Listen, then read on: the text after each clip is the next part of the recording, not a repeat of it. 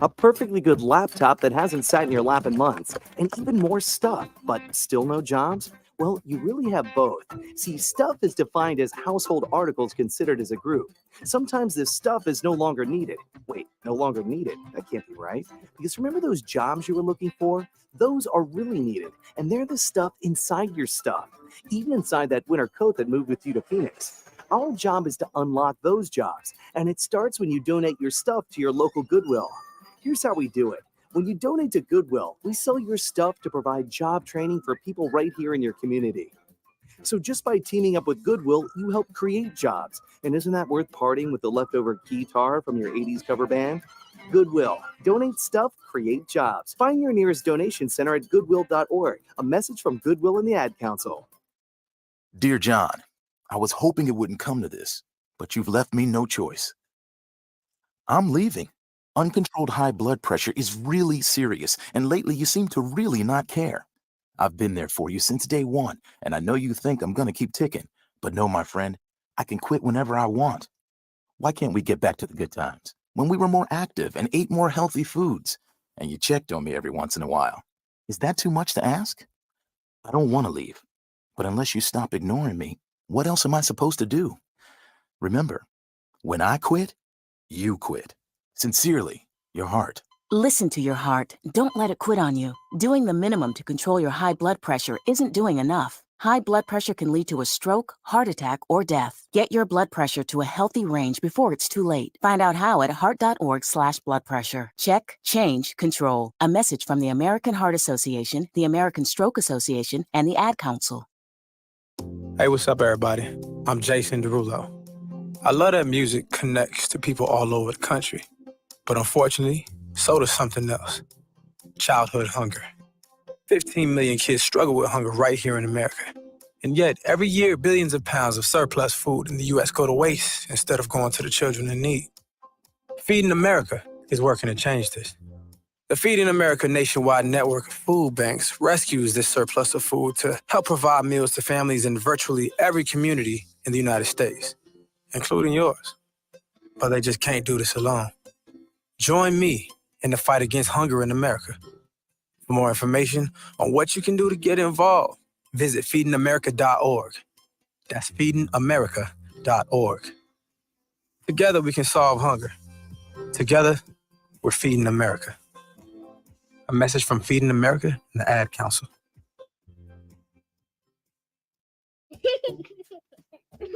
Hey everyone.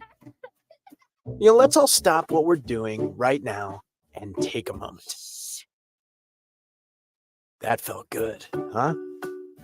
Just like that, we had a nice special sort of moment together. Of course, they don't all need to be quiet moments to be special. They could be loud moments, goofy moments, sporty moments, dorky moments. Moments where we talk or walk or just hang out. It doesn't really matter. They all count. Because every time dads like us take a moment like that to spend with our kids, well, it's pretty momentous. Sounds like somebody agrees. So let's take a moment to make a moment. Today, call 877-4DAD-411 or visit fatherhood.gov. Brought to you by the U.S. Department of Health and Human Services and the Ad Council.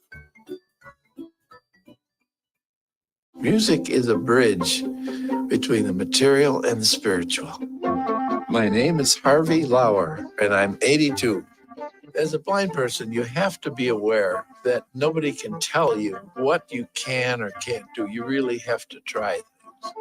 My folks got me a little radio in 1940, and that was the best Christmas present I ever got. When I was 11 years old is when I started to play music, play the piano, and then the accordion, and then the cello. My wife, who was also blind, was a good cook. When she died, that's when I started Meals on Wheels. America, let's do lunch.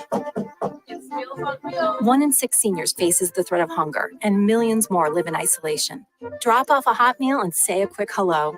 Volunteer for Meals on Wheels by donating your lunch break at americaletsdolunch.org. This message brought to you by Meals on Wheels America and the Ad Council.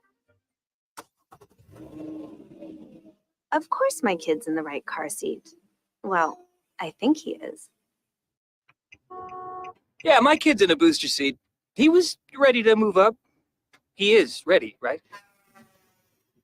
Her car seat looks like the right size. There are probably rules on when to move up to a booster seat, aren't there? Rear facing, forward facing. I think I have it right. Car crashes are a leading killer of children 1 to 13. Are your children in the right car seat for their age and size? Don't think you know.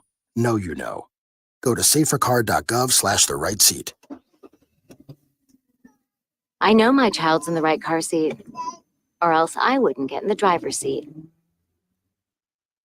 Brought to you by the National Highway Traffic Safety Administration and the Ad Council. You don't usually get a stock tip from a 16-year-old, but I'm here to tell you about a different kind of stock. It's called Better Futures, a stock for social change that's not about making money. Instead, you invest to help students like me go to college. This is beyond a simple donation. It's the opportunity for America to invest in its kids and take an active stake in the future of the country. The return on your investment isn't money. What you get back is knowing you protected our potential. So one day, that potential can grow up to become surgeons and architects, executives and engineers, people who could change the future just by being a part of it. My name is Alicia, and I'm your dividend. Invest in better futures with UNCF. Visit uncf.org/invest. A mind is a terrible thing to waste, but a wonderful thing to invest in. A public service announcement brought to you by UNCF and the Ad Council. This is Nnamdi Asamoah. I play football for the Philadelphia Eagles, but what I do off the field with United Way might be more important. I'm a volunteer tutor and mentor. Why? Because over 1 million kids a year drop out of school, and that's not okay. It takes 12 years to create a graduate, but it takes about the same time to create a dropout. And the difference between a child becoming one or the other could be me, or it could be you. Studies show that if we get to these kids earlier, their chances are better. And kids who read well by 3rd grade are more likely to graduate. So join me in United Way. Suit up and take the pledge. Become a volunteer reader, tutor, or mentor. Because when a child succeeds, we all succeed. Give, advocate, volunteer, live united. Take the pledge at unitedway.org. Brought to you by United Way, the Ad Council, and the National Football League.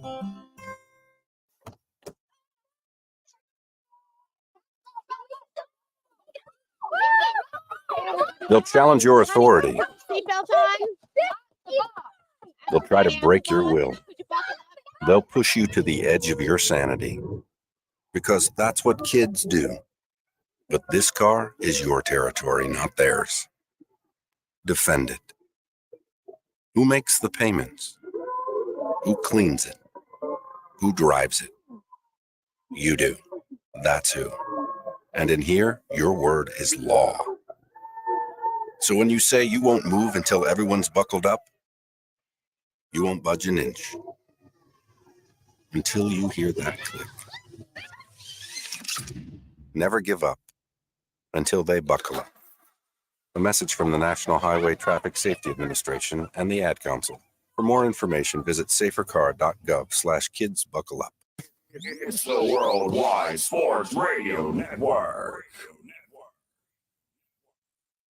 The Mavericks told Luka Doncic not to complain to the referees before Game 3. Steph Curry says that LeBron James, KD, Kawhi Leonard, and James Harden are the top 5 players of this era, including him. And reports say that the Cavs are likely to give Donovan Mitchell a 3 or 4 year extension. And much, much more here on a new show with the Sports Loudmouth.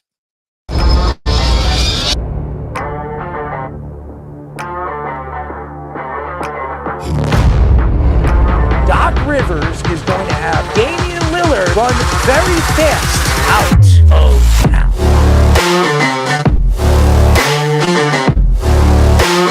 Does he help them win? You're under 500. Aaron Judge helps the Yankees win. You're paying the player $300 million. You better be sure that that guy's going to help them get over the hump.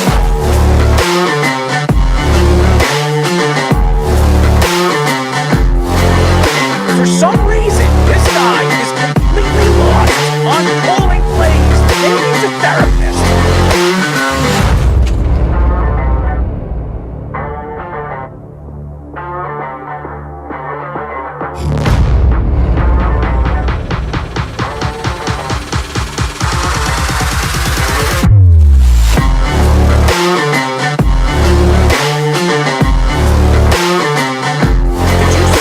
Jackson cried to the referee. No, he didn't.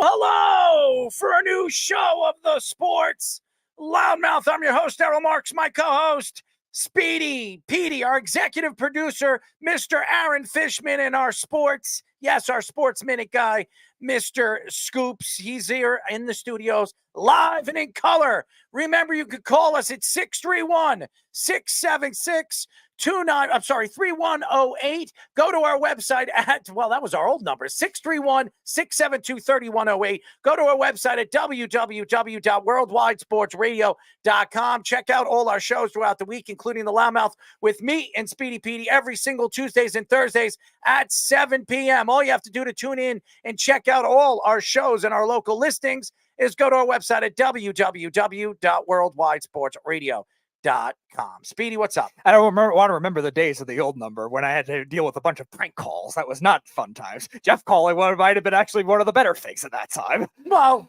I loved Jeff's prank calls. That's true. It was actually pretty fun. But I give a shout out to everybody out there tuning in and listening to us on all the platforms that we're out and what we're doing right now on national radio. And by the way, keep listening to us. Go to 103.9 FM. Check us out on Saturdays, the Weekend Crunch. We're here in Long Island, 7 o'clock, 80-mile radius. And if you don't actually tune in or you're not here in Long Island or New York, all you have to do is go to iHeartRadio and look up LI News Radio. You can check out our show every single Saturday live and prestiged in color. So I say prestiged, but it is. Anyways, oh man, Speedy, it's been crazy. 85 degrees today here in Long Island. It's been horrible, humid, disgusting, no rain. So that's good. That's a good sign when there's no rain. And by the way, Speedy, I know Jeff is posting up the whole Trevor Lawrence thing. Yes. I'm going to tell you this right now. Jacksonville is going to regret that. I'm just going to let everybody know that they're going to regret that. So good for Jeff for thinking that he's always right. And I'm going to be right about this because Jacksonville's going nowhere with Trevor Lawrence fast. But anyways, we have a great show lined up for you at 8 o'clock. We'll be talking to USC redshirt junior tight end, Lake McRee. He will be joining us. He's been on our show before. Fantastic personality, knows his stuff, and he might be starting this year. Yes. So very excited to have him on the show, and we'll see what he's doing right now this offseason, getting ready for the new season, which is a couple of weeks away. It's good for both of them. There you go. At 8:30, we'll be talking to co-founder of Pros and Joe's Fantasy Football, Eric Romoff. He will be joining us, NFL and college basketball, so we will get into that with him. The Mavericks told Luka Doncic not to complain to referees before Game 3, which he was doing a lot of it. So we will get into that. Steph Curry says that LeBron himself, KD, Kawhi, and James Harden are the top 5 players of this era. Reports say, I have to go through that. I have to laugh at it. Anyways, reports say that the Cavs are likely to give Donovan Mitchell a 3 or 4 year extension soon. So we've been talking about it. We'll see how much money it is. I think it's a big mistake for Donovan Mitchell. Jerry West passes away at the age of 86. Very interesting. Michael Jordan put out a press release speaking about him, and a lot of people who really thought Jerry West is one of the big masterminds of those Laker teams. So he will be missed. We'll get into that. Tom Brady says quarterback play in the NFL has gotten worse. So Tom Brady speaks out. Does that mean Tom's coming back? I don't know. Anyways, we will get into that. What is this? The Big is? The Big 12. So it's a big deal over here. The Big 12 is likely to finalize a $100 million deal with a private equity firm in order to compete with with other Power 5 conferences. Speedy, please. Stephen A. Smith calls out Canelo Alvarez for dodging top boxers. And let's parlay with Wes a little bit later in the show. So we will get into that. I don't know why you put in the big Z. I don't know why, but nevertheless, let's get into it. Luka Doncic fouled out in Game 3 in the NBA Finals, with the last 2 fouls being controversial calls on the defense. It was the first time that Luka's career he was ever fouled out during a playoff game. ESPN's Brian Windhorst reports that the Mavericks told Luka to stop complaining and stop treating refs poorly before Game 3. Fox Sports' Skip Bayless called out Luka's defense, and Keyshawn Johnson called out Luka's IQ at the moment. Stephen A. Smith also called out Luka for lack of accountability and pointing fingers to his teammates. Mavericks are down right now 3-0, and no team has ever come back from a 3-0 deficit in NBA history. So it looks like it's over. It looks like it's over, and there's going to be a lot of excuses. And I said this the other day with the whole Kyrie Irving thing. Last week, Kyrie Irving was so happy about moving in and getting a chance to play in the NBA Finals for the first time in a very, very long time since he's won an NBA championship with the Cavaliers. And then, what was it? Game number 2, it was Kyrie Irving complaining, pointing fingers at Luka Doncic that he needs to play better. I don't know why. Luka averaged 30 and 10 for the last 2 games. So I don't blame Luka Doncic. And then you were hearing stories that Luka was getting steroid, whatever he was getting, painkillers, shots in his chest. That's not an excuse. There's always an excuse with these NBA players. You're always trying to find something to point fingers at. Right now, if you look at what the Celtics have done to the Dallas Mavericks, was just absolutely obliterated them. They have dominated them on the boards. When they get the lead, when the Mavericks were up early in the first quarter, they were up by like 9 or 10 points. And what happens? The Celtics come roaring back, and it wasn't with Porzingis. It's really, and Jason Tatum hasn't had a good series. It's really Jaylen Brown, Drew Holiday, and all these secondary players. It hasn't really been their 2 stars. Porzingis, who was playing very, very well in the first 2 games, he's injured. And Jason Tatum really has not done really as much as you would expect their superstar player to do in the finals. But right now, it's really, they're getting outcoached. I would have never thought that. Jason Kidd is getting outcoached right now. Their team, their secondary players, the Dallas Mavericks secondary players, the guys that we were watching over the last couple of weeks play with Washington and Gafford, none of these guys are doing anything in this series. They're getting absolutely dominated by the Boston Celtics. And I don't really care what Skip Bayless has said, because Skip is going to say anything that's going to contradict everybody else. That's what Skip Bayless does. Yeah. He likes to point fingers. He likes to blame people. This is what he does. This is how he sells his books. This is how he sells his product. And Keyshawn Johnson, please, don't speak about IQs, because your IQ as a football player wasn't damn good either. All right? I remember you as a Jet calling Wayne Corbett a flashlight, all right? And then you go over there to Tampa. Of course, you went to a good team, and you won a Super Bowl. Good for you. It's a horrible offense, though. And Stephen A. Smith, who wants to say that Luka should be drawing accountability and not pointing fingers to his teammates. This is the same Stephen A. Smith that said Luka Doncic and Kyrie Irving are the 2 better players in this series against Jason Tatum and Jaylen Brown. He said these 2 guys are the best players in this series. Well, he was wrong about that. So why are we taking advice from Stephen A. Smith on this series? Luka has been complaining all season long. And more complaining from Luka Doncic than any season we've ever seen. And it's been a big problem. He's had more technical fouls this year than he's ever had. And this team obviously has nothing on the Boston Celtics. They can't find their way out of this hole. It keeps getting dug further and further deeper. They can't find their way out of this hole. I thought, hey, you know what? You go back to Dallas. And Kyrie Irving did have a better third game. He did. Yes. He played very well. He had 30 points. He did what he was expected to do, as we expected him to have a better game. Luka Doncic fouls out in game number 3 because he doesn't shut up. And the referees are not going to give him a break. Carmelo Anthony, you remember him? Carmelo Anthony's one of the best players, one of the best offensive players in his prime.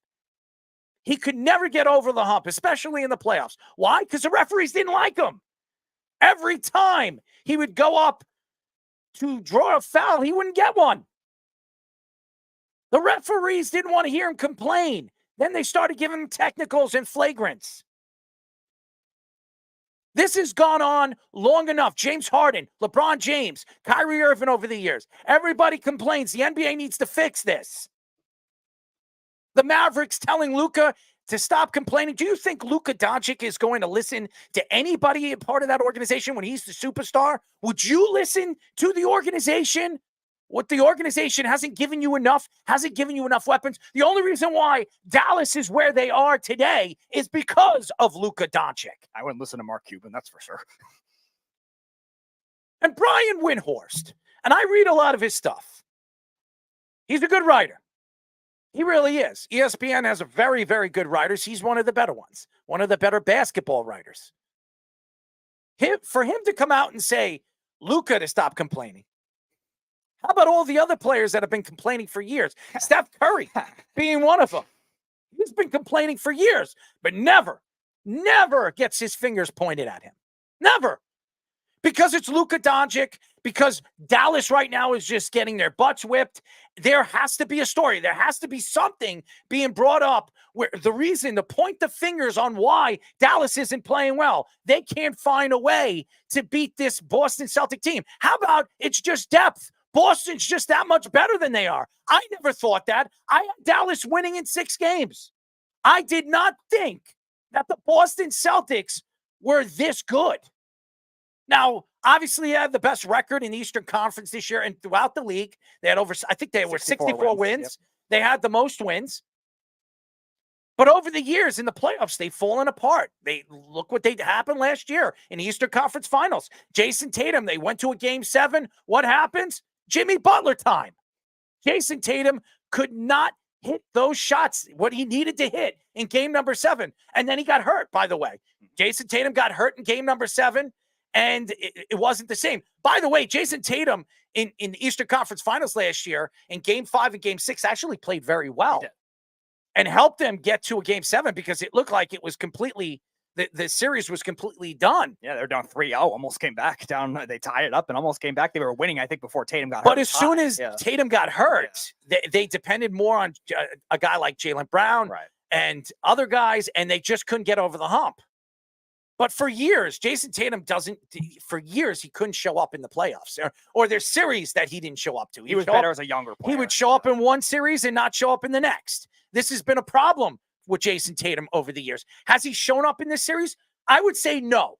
That doesn't mean that Jason Tatum isn't playing well, not at his high points, but Jason Tatum's played decent. I mean, he's averaging what? At 20 points in this series, 21 points. But a guy like Jason Tatum who wants $500 million at the end of the season, he should be averaging 30 like Luka. He should be averaging close to 25, 30 over the last couple of weeks. And he hasn't. He hasn't played at the top of his game throughout these playoffs. No, and he's been a guy that's been better in the playoffs when he was a younger player. I think with more pressure on him entering his prime, he has not been that same type of player. And it was definitely missed last year because he was playing well in that Eastern Conference final, and he was playing well through much of that playoff series. But Jaylen Brown is not that type of guy. I even remember when after the Celtics lost that game, Jeff called last year and was saying, trade Jaylen Brown for Damian Lillard right now. Like Jaylen Brown now has been looking like he's going to be the finals MVP. It could be Drew Holiday. He's played very well too, but it's probably going to be Jaylen Brown. Nevertheless, that's a big difference with the Celtics this year. As far as Luka, yeah, that kind of thing you definitely question with these stars getting more treatment than others too, because Kyrie Irving's gotten some good treatment. Other star players, like you said, Steph Curry's gotten good treatment over the years. Like Luka Doncic, now you're trying to create an enemy with yourself in a league where the star treatment has been very good for the most part, and it cost them badly there. Now, I thought those were both fouls, the last 2 fouls on him. I know the 5th foul on Jaylen Brown that he got called for was a kind of a controversial one. I thought it was the right call, but maybe that's different if he doesn't argue with them and listens to the Mavericks. Who knows? No, and again, I've been saying this over and over again. So far, what I've seen in the series is they're getting out-rebounded. Yeah, they're getting out-rebounded. They are. And the Celtics are not, I'm not saying they're a bad rebounding team, but they're not one of the elite rebounding teams in the NBA. They're not. Even without Porzingis this year, they struggled on the boards. They did. And that's why they had Al Horford out there. They were playing double. At some points, they were playing Drew Holiday and White in the backcourt. Right. So they weren't doing enough on the boards, but now they're a completely different team, especially in this series. You would have thought with Gafford and Washington and all these other guys and what they've done, Luka Doncic averaging almost 10 rebounds a game throughout the playoffs, that they would just completely dominate the boards, get secondary chances. They're not getting that. They're not. And they're getting outplayed in every category, even outcoached. Who would have thought that? I've been saying this over and over again. I thought Jason Kidd fit the mold of a guy that's been here before, that's won a championship, one of the greatest point guards of this era, one of the greatest point guards of all time, a guy that sees the court just as good as anybody we've ever seen. And he can't figure this out. He can't figure the Celtic team out. It's been a huge, huge problem in this series. And yes, Jeff, it's not always about points. It's about rebounding. It's about steals. It's about all the other stuff, defense. And the team defense of the Celtics has been so much better than the Mavericks. But it's also about efficiency, too. You were talking about it when you called on Tuesday. Like, the Celtics were so bad from three. Well, Jason Tatum shot 34% from three for the game, which was the worst we've ever seen in a finals performance at that point. I think he got better in game three, which maybe is not the worst of all time now, but still is not overly efficient for that. So you can't say that he's playing well in every era. Yes, defensively he's playing well. He's done decent passing, but it's not to the level of his performance. He's been down for his standards, and that's okay to say. And the Celtics getting those other guys to rally has been a big focal point, in kind of elevating Tatum. Because if this was the Celtics last year where Tatum was playing like this, they probably lose in the second round. And the Celtics are spreading the ball out. Right. I mean, everybody's playing, everybody's scoring. Even Al Horford in game number 2 had 5 points. Jason Tatum had 18 and 12 assists and 9 rebounds, almost had a triple-double in that game. Jaylen Brown had 21, 7, and 4.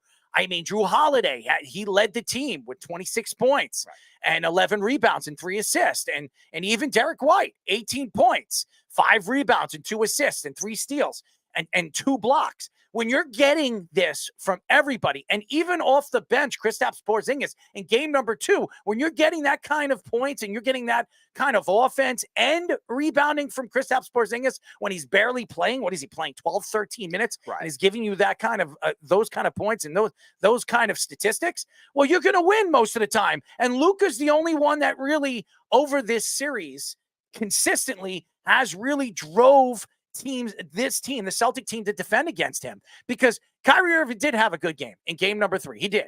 And he had 35 points. He led the team, 3 rebounds, 2 assists. He should be doing more defensively. And Kyrie Irving is a better defensive player than he has shown in this series. Luka Doncic fouled out. He never fouled out in the playoffs in his career. 27 points, 6 and 6. That's not going to do it. And look at their bench. Derek Lively he led their bench with 11 points. Josh Green, 3. Tim Hardaway Jr., 0. Maxi Kleber, 0. Jaden Hardy, 0. You know, you're not going to win if your bench isn't going to give you those kind of points. And then if you look at the Celtics, they didn't even have Porzingis in this game. Jason Tatum had 31. Jaylen Brown had 30. Al Horford had 8. Derek White had 16. Drew Holiday had 9. Sam Hauser had 9. Xavier Tillman had 3. They were getting consistency. And by the way, even Peyton Pritchard was actually playing defense. Everybody was playing, and they were playing team defense. I can't say the same about this Dallas Mavericks team, who had the fans, had Patrick Mahomes there with his wife and rooting for them. They couldn't find a way to win this game. All right, put them on. Jeff, what's up? You should have known this game was over the second they put Dak Prescott on the Jumbotron. Of course, that's where you're going to go. I mean, did you see all the Cowboys there? Emmitt Smith jumping up and down. They all stink. Emmitt Smith doesn't stink. He won 3 Super Bowls and is a top 10 running back ever. Yeah, he's the leading rush. No, not top 10. He's got the most yards. Well, I know that, but I don't. There's still argument of if he's actually the best running back ever. But move on. Look, I think that you're missing a big difference between last year's team and this year's team. The defense may be sort of the same, right? Like, it's kind of still the same, but the biggest difference is, and I love them, but Marcus Smart cannot dribble. He can't dribble. So they lost games last year because of turnovers. Having Drew Holiday in there who takes care of the ball and is cut down on the turnovers has completely changed the dynamic of this team.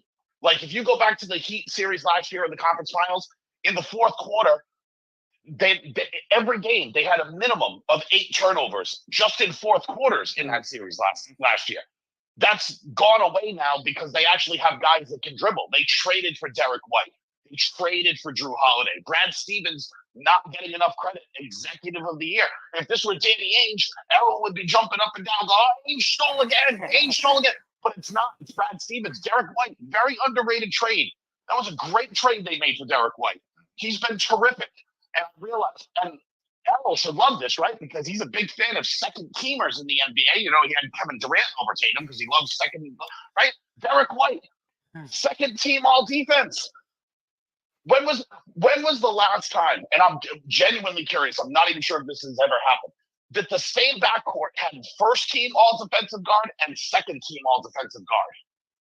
I don't remember. Probably would have been like maybe the Grit and Grind Grizzlies, I would have guessed. Like Tony Allen and Mike Conley, maybe, but that's the only thing I could think of. I don't think you've seen a backcourt like this before, Speedy.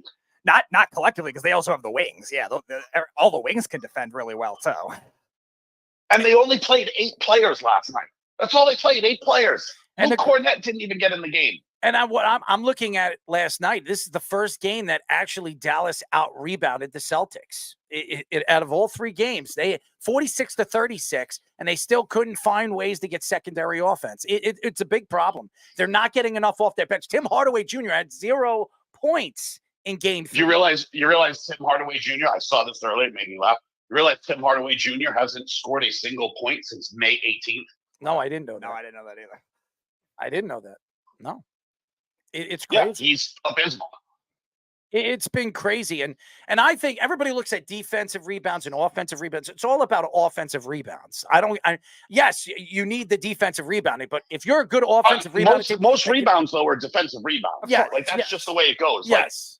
And I look at, but I've watched the Celtics in this series. They've been dominant on the boards, especially on the offensive side of the ball. And they've been better. And they don't have Porzingis. Porzingis isn't 100% healthy. And they're getting it from Horford. They're getting it from guys that you wouldn't expect. And it's been amazing. It really has been. But your complaint before, and I'm just saying it, you did make this complaint, and I'm just hearing me out before you feel like you're attacked or something. You made the complaint they haven't beat anybody. Okay? Well, now, because other guys were hurt. So now you had a full-strength Dallas Mavericks team. Celtics are on the road. They're shorthanded. They come back from 13 to win. Now, what are you going to say about the Celtics? Because the complaint before was, oh, they didn't play anyone. Well, now they're playing the Western Conference champion on the road, shorthanded themselves. Jeff, let me ask you a question, and be honest here. Do you think that the Dallas Mavericks were the best team in the Western Conference going into the playoffs? They beat all the best teams. I'm just asking you. Do you think that this would be going on if the Celtics were playing Denver? Or you never know. You don't know. No. Like you really honestly never know, because the regular season is a completely different game than the postseason, and there are teams just built for the postseason, right?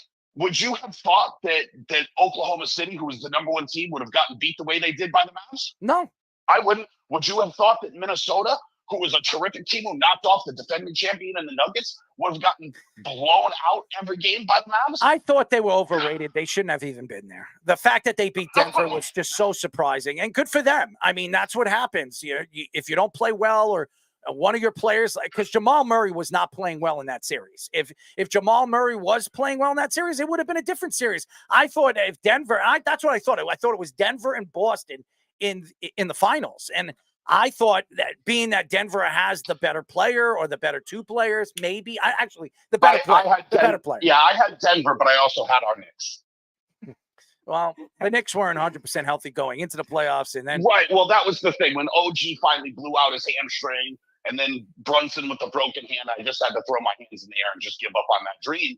But that's who I would have had. Well, I give the Celtics a lot of credit. They've played very well. I don't want to hear any more excuses from the Dallas Mavericks. I'm tired of hearing it from Kyrie Irving. This guy's got to play better. That guy's got to play better. And now you're hearing it from Luka Doncic after the game. This guy's got to play better. That guy's got to play better. How about taking responsibility? You're the superstars of the team. Take responsibility. That's all I'm saying. But you know what's even worse about the whole thing is people are saying, "Oh my God, he fouled out," like he didn't commit the fouls. He committed the fouls. What do you want? I thought they were both fouls. Not blow the whistle. They were definitely both fouls. Yeah. And you mentioned Peyton Pritchard earlier. The biggest play Peyton Pritchard made was when he was dribbling and drew the fourth foul on Doncic. Mm-hmm. I remember that. Right, that was a big play. And Luka's complaining about the refs, but I can send you a clip right now of the breakaway dunk Jason Tatum had. He gets hacked across the arm, and the referee raised his arm to call the foul, but when the bucket went in, he put it down and didn't call the foul.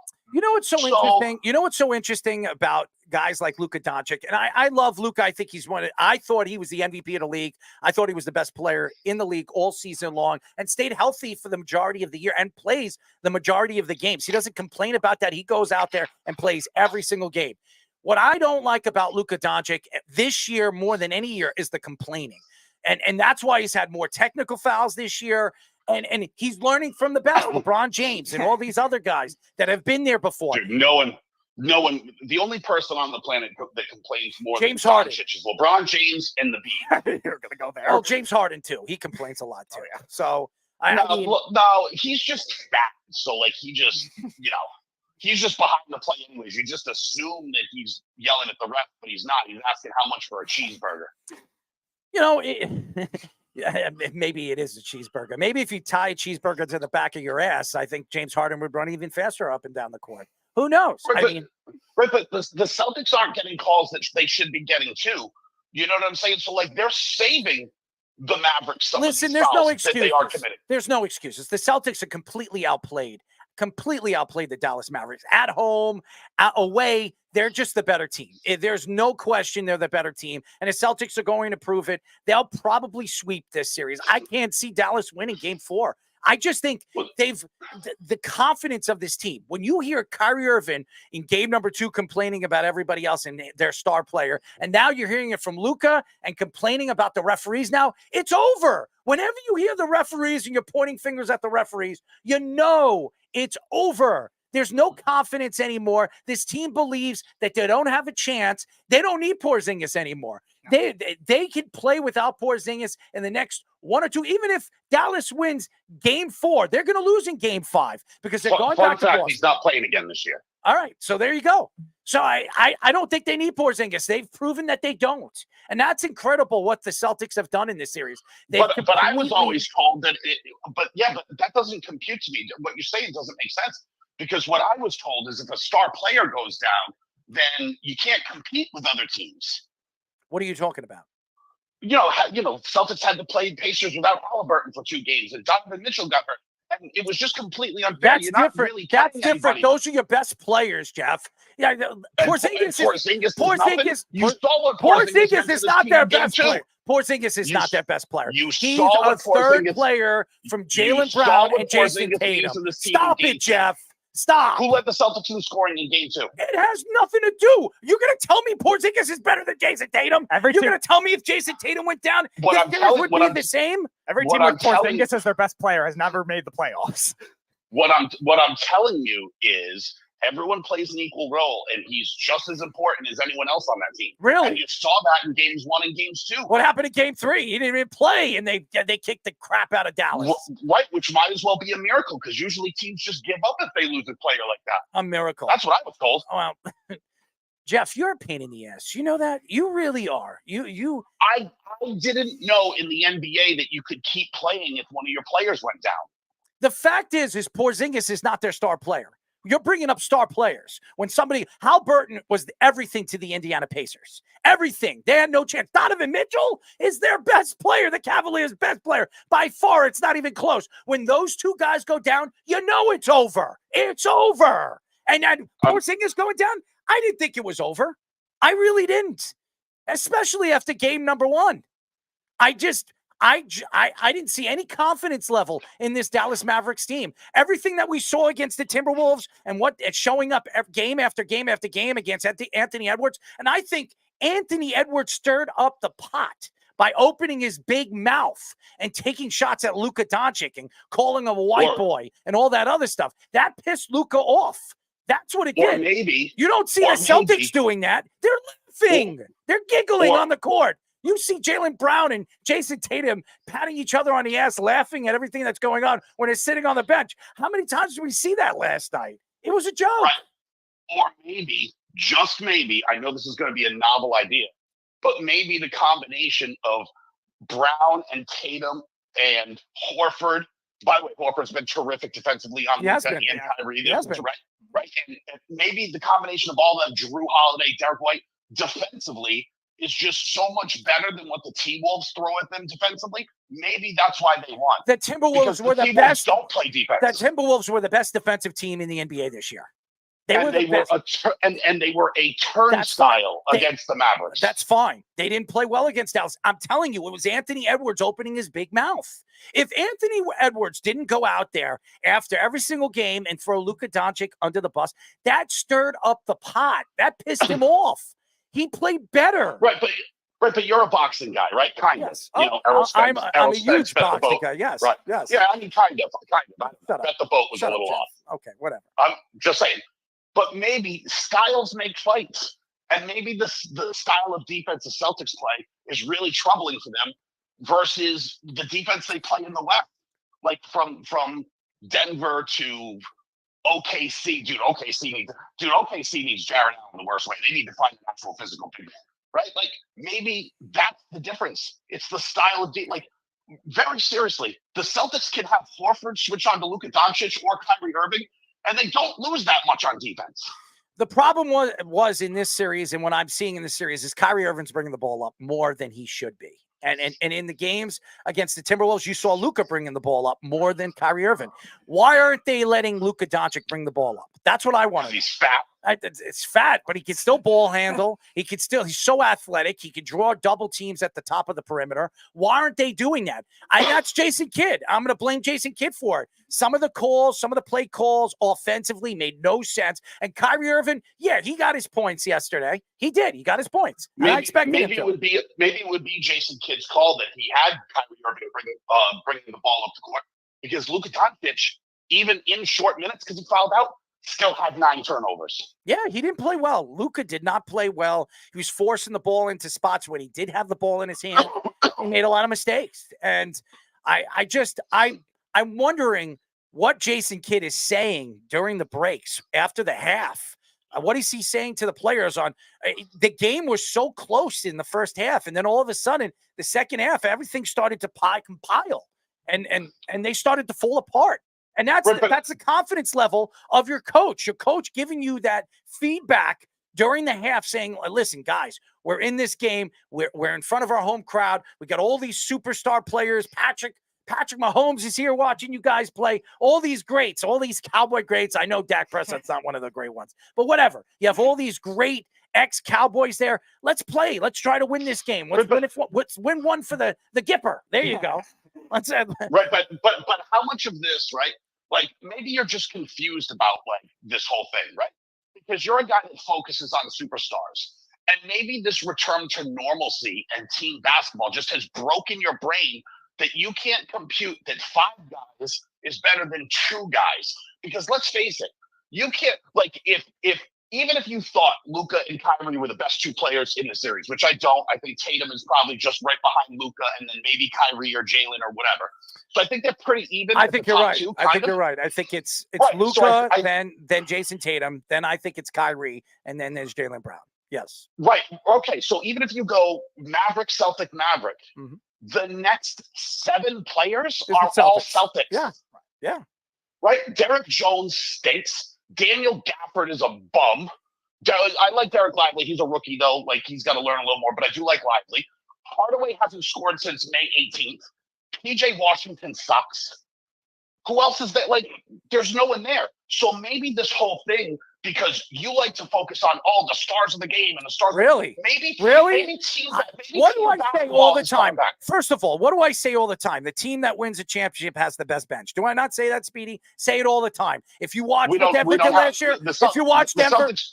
The Celtics don't have a bench; they have the SRG. Well, I'm telling you right now, the Denver Nuggets, they won last year because of their bench. They have great players, but their bench showed up. Brown showed up. Everybody coming off the bench, they played well, and they got good secondary scoring. And I said that. What was the strength of the Knicks going into the playoffs before the injuries? Their bench. And then they got injury after injury after injury. They couldn't keep up. They couldn't keep up from all the injuries that gave them that was headed to them before the playoffs and then going into the playoffs. So unfortunately, that's what happens. You can't predict what's going to happen to your team. You can't predict what's going to happen to a player. It just happens. And again, the Celtics have still. Tell Kristaps about it. You're preaching to the choir. Well, the Celtics, besides Kristaps Porzingis, they've stayed pretty healthy all series long, all playoff. They haven't. Luke Cornett didn't play. He would have been their next guy up, but he's got a sprain. Stop.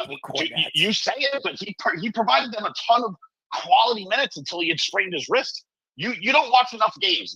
That's what you're doing. You don't watch basketball. You look at box scores and then look at points, and that's how you determine. You don't even know who Luke Cornett is. You couldn't even pick him out in the crowd. Goodbye, Jeff. Goodbye, Jeff. Provided a ton of quality. Goodbye, Jeff. I can't sit here and listen to this anymore. You're going to tell me I don't know who Cornette is? Stop, Jeff. You're going to tell me Cornette was a big, important part of the Celtics getting over there to the finals? That's a joke, Jeff. Go look at Speedy. Go bring up Cornette's numbers of the playoffs. Let's look at his numbers. How many minutes has he played in the playoffs? Let's bring those up because, Cornette's so great. He's a great fill-in player. That's a joke. And you're going to tell me I don't look at this and I look at box scores? You're going to tell me I didn't look at the game? 15.6 minutes per game. 15.6 minutes. 5.3 points per game. Wonderful. 1.1 assists and 4.1 rebounds. Wonderful. So rebounds are pretty good. Besides that, nothing. He's fantastic. Great. Wonderful. In 15 minutes. Fantastic. It's ridiculous. To me, I understand. And I'm going to give credit to Jeff on some of his takes. But that takes away everything good that he said. Cornette. Oh, you don't know who Cornette is.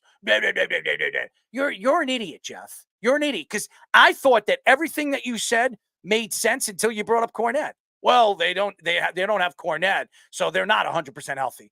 Cornette's not a big factor to that team. He is not even close. He's what? An 8th or 9th guy off the bench? Yeah. I mean, it's ridiculous. And he's saying that. If you look at what the Mavericks are doing, Mavericks are 100% healthy. So there's no excuses for them. But if you go look at Halliburton, you lose Halliburton, you're done. You lose Donovan Mitchell and Jared Allen, you're done. You telling me the Cavaliers thought they were going to beat them with the players that they had? And by the way, the Cavaliers played them closer than the Dallas Mavericks have. And then have their 2 or 3 best players. Well, they had 2. They're the 2 of their 3 best players because Mobley's one of their better players too. So there's no excuses. Okay, I'm not making any excuses. So don't try to compare it. But this might be the easiest way to the finals I've ever seen a team have. Honestly, who did they beat? They didn't beat anybody. What they're doing against Dallas, fine. Dallas is probably the best team, but are they that good? They were a 5th seed. That's what they were. If it was Denver, if they were smashing Denver like they're doing right now, that would be different. They're not. I don't think they match up very well against Denver.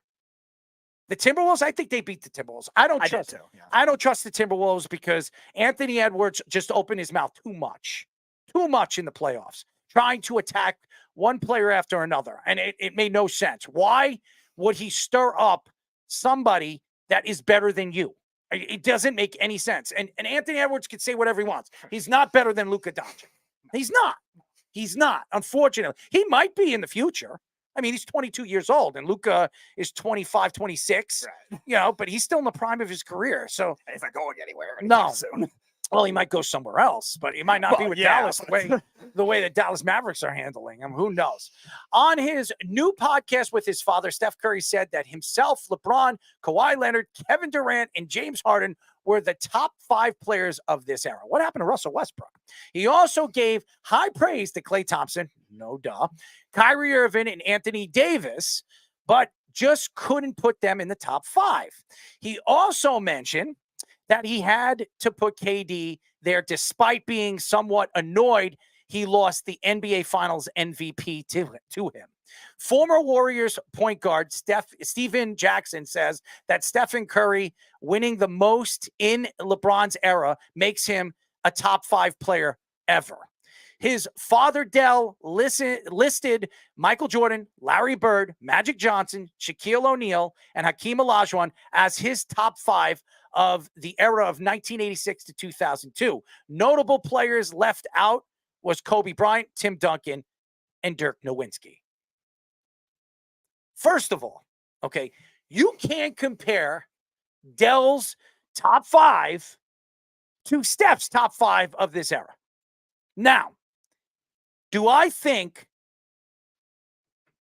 that Steph Curry right now is a top 5 player of this era? 100%. Of course.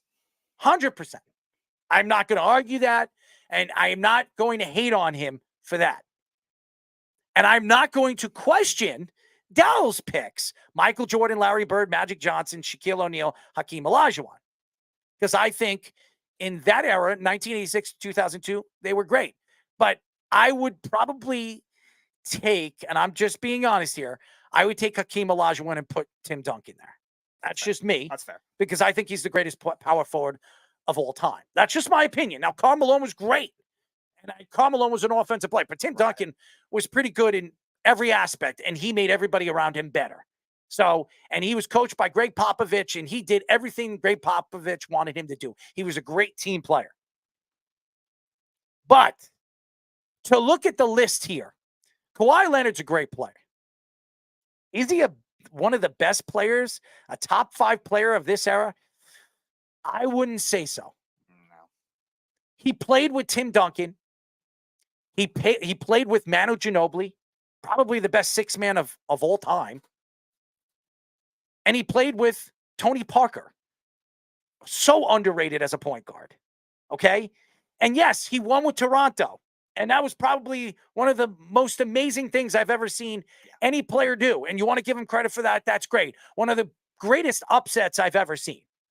Maybe because Kevin Durant tore his ACL in the game. But they were also up 3-1 before that. So, nevertheless, it was one of the greatest series and one of the greatest moments I've ever seen as an NBA fan. Kevin Durant is a top 5 player of this era. There's no question. James Harden, not a chance in hell. Not a chance in hell I would put James Harden anywhere close to that. I'm just speaking the truth here. I don't even know I would put him top 10. How would you put him over Chris Paul? Now, James Harden never won anything. Chris Paul never won anything. You're going to tell me James Harden's better than Chris Paul? What about Damian Lillard? So. Damian Lillard? Yeah. I'm sorry. I would take, now I'm going to say this. I'd take Kawhi over Dame. I would take Kawhi over Dame. I agree. Dame never won anything. Kawhi did. And he won one by himself, really, with the Toronto Raptors. James Harden won nothing. And if I look at the list of players of this era, I could argue with you in many different ways. Speedy, give me the top 50 players of the era for the last 15 years. Give me top 15 players. For the last 15 I would say years, LeBron is definitely one. Okay. No, I'm not saying. I'm saying give me a list of players right now. Go look on the computer. Give me a list of the top 25 players of the last 15 years.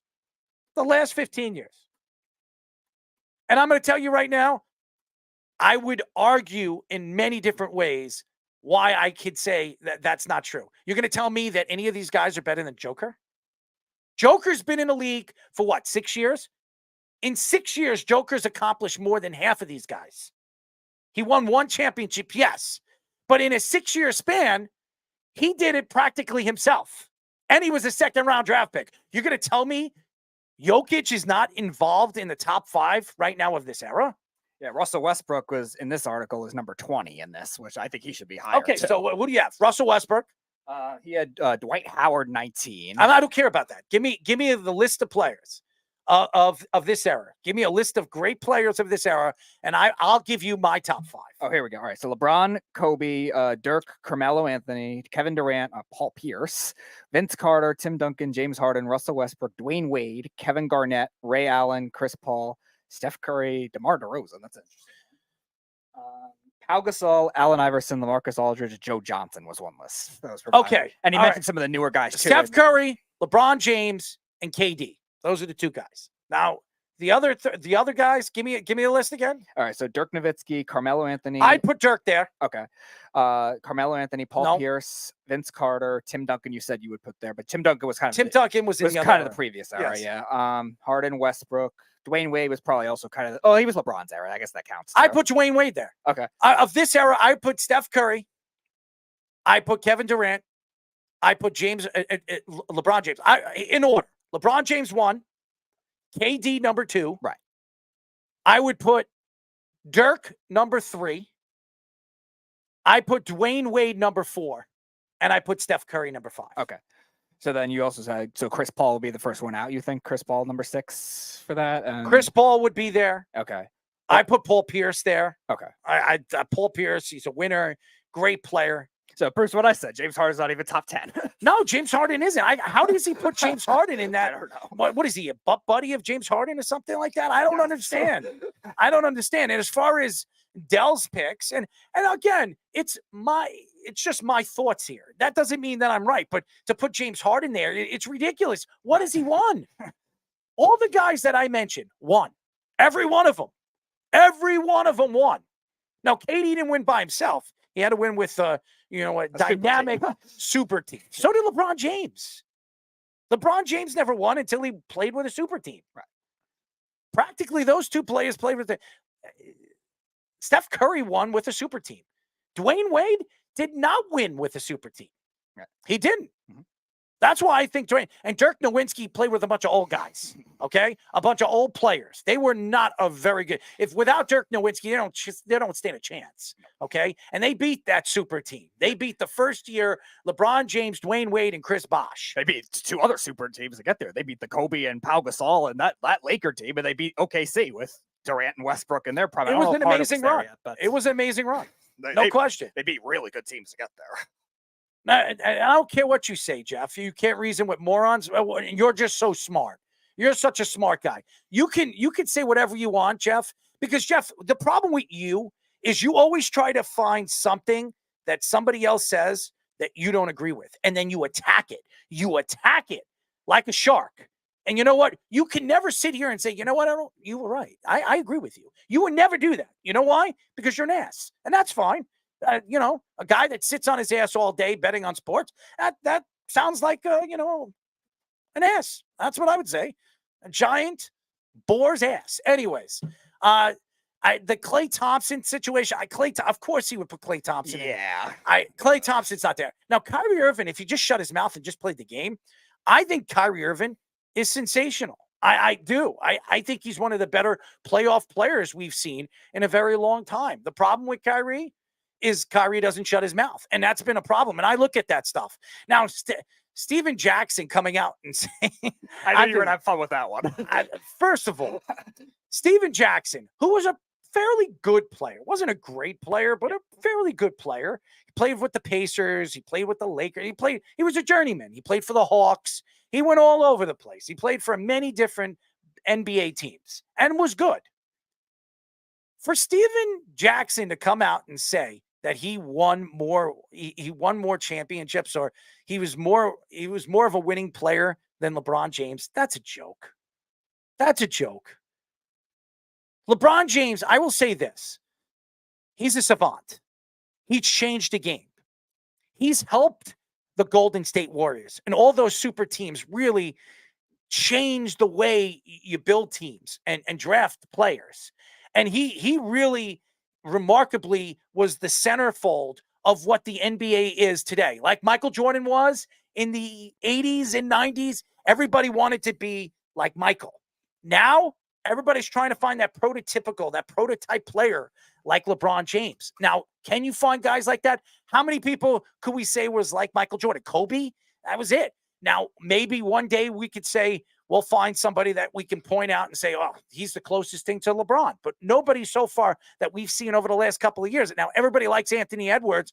I don't think he's as big and strong. And by the way, I don't think he's as dynamic as LeBron James was in the 10 or 11 years of just complete dominance of the league. I mean, LeBron James was a great defender, can defend multiple positions. Is Anthony Edwards that type of player? He's a good defender.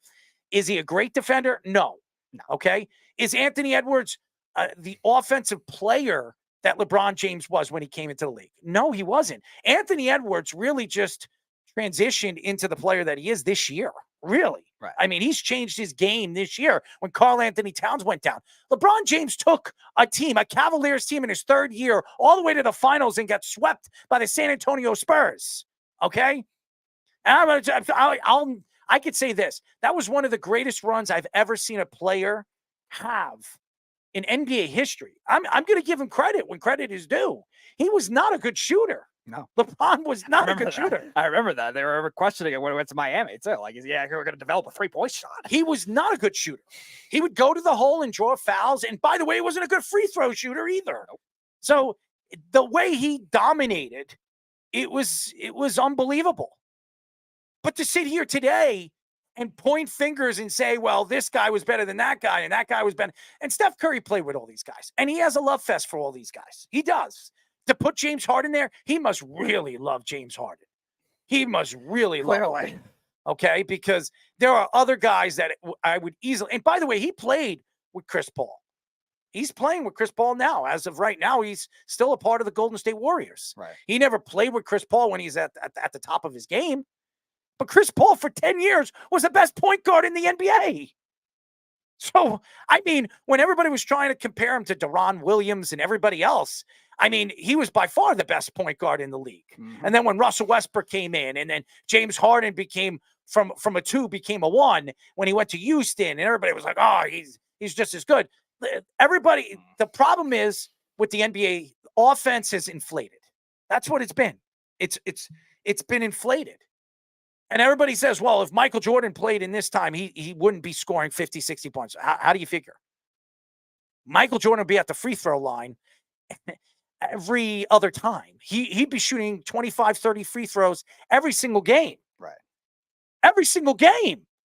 That stops the clock, ladies and gentlemen. And that gives Michael Jordan at least another 20 to 25 points to score at will. And do you think that Michael Jordan wouldn't have discovered a three-point shot? Yeah. Well, we've seen him hit 9 in a row in the finals, something nobody's ever done before at the time. The training would be completely different. Like, please, the access to like modern training like facilities too would be different for him too. And let's be honest, if Steph Curry had a choice, he'd take himself over Michael Jordan.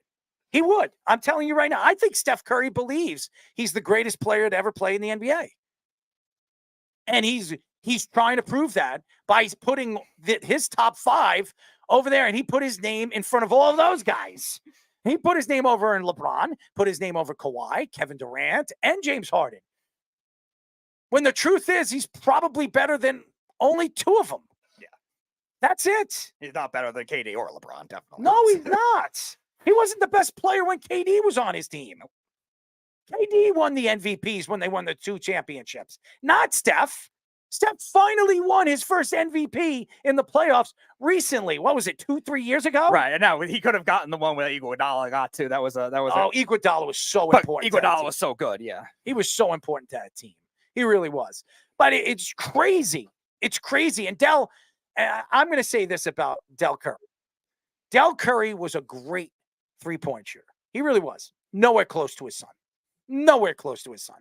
And he had a long career in the NBA, and he's done a lot for his sons and really endorsed the Charlotte Hornets over the years, and really has taken, that thought of, changing the game with the 3-pointers. I mean, him and his sons have, a camp in the summertime that all 3 of them show up to, and these kids are shooting 3-pointers and all that other stuff. And it's great. It's great what the Currys are doing and bringing awareness of you could play in the NBA. You don't have to be 6'7", 6'8" to be a star in the NBA. That's great. It really is.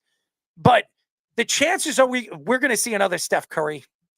I don't think we're ever going to see a guy like Steph Curry again.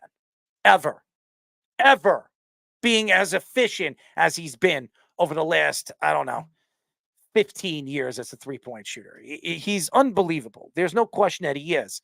Greatest three-point shooter, I would say yes, efficient-wise. Yes. You could put him top.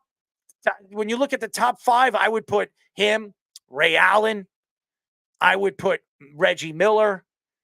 I mean, I have to go back and look at some of the great three-point shooters. Maybe Steve Kerr. You would put him there because he was an efficient three-point shooter. You could put Dame up there. His range is great. So. Dave who? Damian Lillard. You could probably put him in there. So Dame. His range is really good. I mean, Pistol Pete was pretty. That's true. There was no three-point shot over there. That's true. You know, if you wonder what it could have been. Yeah. Yeah. So I mean, you have to look at the past and really compare and contrast. But right. I mean, Larry Bird. I mean, you would put him there. I mean, Larry Bird absolutely was a great three-point shooter. So I mean, there's some arguments there. So it's very, very interesting. When we come back, ladies and gentlemen, we will be talking to USC redshirt junior tight end, our friend Lake McRee. But before that, we have our Sports Minute with Tommy Scoops. This is the Sports Loudmouth Sports Minute. Are you ready to get loud? With Tommy Scoops. It is the top of the hour. I'm Tommy Scoops, and this is the Loudmouth Sports Minute. Getting straight into it, over in the NHL, the newest Salt Lake City team confirms temporary team name as the Utah Hockey Club for the 2024-2025 season. The team also unveiled new jerseys, but will decide on a permanent team name come the 2025-2026 season. Over in the NHL, Saints defensive end Chase Young receives positive update regarding his neck injury. After being reported back in March 19th, Young would have neck surgery this offseason. However, doctors do say that Young could be ready come training camp. Lastly, the Cleveland Browns defensive end Myles Garrett left final minicamp practice today with a tweaked hamstring. However, team is not concerned in the slightest, and head coach Kevin Stefanski even said that Myles Garrett will be fine. Going over now to Scoops' scores, we're currently over in the MLB at the top of the 6th. The Chicago Cubs have a 2-0 lead over Tampa Bay. Over in the middle of the 4th, Miami and the Mets are both tied at 0 apiece, with Boston having a 4-0 lead over Philadelphia at the bottom of the 3rd, and Oakland has a 2-0 lead over Minnesota at the bottom of the 2nd. Over in the NHL, the Panthers and Oilers for Game 3 of the Stanley Cup is set to face off any minute now, and that's currently all the time I have for you guys right now. Kicking it back to the boys for their next guest on the Sports Loudmouth. This is the Sports Loudmouth. 631-672-3108 is the number of the call. You're listening to the Sports Loudmouth. I'm your host, Errol Marks, my co-host, Speedy Petey. Go to our website at www.worldwidesportsradio.com. Check out all our shows throughout the week, including the Loudmouth with me and Speedy Petey every single Tuesdays and Thursdays at 7 p.m. All you have to do to tune in and check out our local listings for all our shows is go to our website at www.worldwidesportsradio.com. Well, we haven't spoken to this guy for quite a while, and we're very happy to have him on. He's still with USC. We're very happy, very excited to introduce him. We're now talking to USC redshirt junior tight end, Lake McRee. Lake, what's up, buddy? How we doing? Thanks for having me on. Absolutely, man. You look good, man. You look healthy. You look bigger than the last time when we interviewed you. So it's great. So why don't we get into it right now? Because obviously USC had a superstar quarterback in Caleb Williams. He goes number 1, and there's a lot of questions. Some people were taking shots. Some people don't even think he was the number 1 pick in this year's draft. We've had so many analysts come on this show and tell us, oh, he's not a number 1 pick. He's going to fall out of the top 10. This was 2-3 years ago, and I said, he's the number 1 guy. He's going to go number 1. He's going to be as efficient as a young quarterback as we've seen with Trevor Lawrence and all these young guys. C.J. Stroud had a great year. We'll see if he can compete with that. But what are your thoughts? You play with Caleb Williams this year. You've seen him on the practice field. How good is this kid? I mean, yeah, Caleb's a great guy. He's an even better teammate. I think he receives a lot of backlash of people that don't really know him, and I would just tell those people to hang out with him for a day. You know, Caleb's obviously the football talent is there. He can do anything you want him to do on the field, but he's a really good teammate and he's a really good leader. So I was honored to be able to play with him. So Lincoln Riley, one of the offensive gurus in college football. We've seen it with both USC and with Oklahoma before that. What is he like as a coach on and off the field? Coach Riley's awesome. You know, he's obviously one of the best minds in football at all levels. He has a crazy playbook. I remember going into my first year when we had a different head coach and a different system, and I remember just going to that system. It was a big change and a lot more learning. So, but you know, you kind of have a different playbook every week. He's really good at game planning against his opponents, and you know, you're always going to have a lot on your plate when you're learning his offense and stuff. But I've loved playing for Coach Riley, and he's a really good dude as well. You know, it's so interesting. And by the way, everybody, we are talking to USC redshirted junior tight end Lake McRee. He's going to start this year. I have this feeling we're going to give him the confidence. I expect him to start. I expect him to see him on the field when we're watching national television, games with USC. We're going to see Lake McRee on the football field. But Lake, you look at USC, and they're known for their party. Okay, I know all about the parties over there. The women are crazy over there. I've heard all the stories. I've never been there. My uncle graduated from USC. He told me there's nothing like the University of South California. What is it like Southern California? What is it like going over there and playing for USC? It's a lot of fun. You know, it's a lot more fun when you're winning. I've been on both sides of the table. I've been on a winning season. I've been on a losing season. I'm going into my 4th year here. So I've been here 3 years. Like I said, seen both sides of it. But it's a lot of fun. You got everything you need at USC. You're in a big city. The fans love you, but the fans are also brutal, you know, if you're not good too. So it's been a lot of fun. I'm excited to see what this year holds, and it should be a blast. Yeah, so you're also playing in one of the more iconic stadiums at the Rose Bowl and the LA Memorial Coliseum in comparison to a lot of the newer facilities we're seeing now. So what are some of the differences playing at a storied venue like that and some of the other stadiums you played in college football? Yeah, so obviously we play in the Coliseum for every home game. So I've been in the Coliseum a lot, practiced there a lot. I've only been in the Rose Bowl one time for when we played UCLA last year. That was a really cool game. That was probably one of my favorite games that I played in.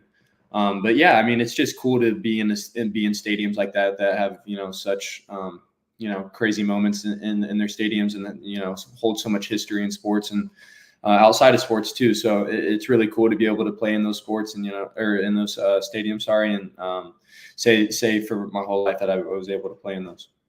Lake, you're going into a new season this year. USC is definitely in the top 10 schools right now. It's top 10 football programs. You have one of the best coaches in Lincoln Riley.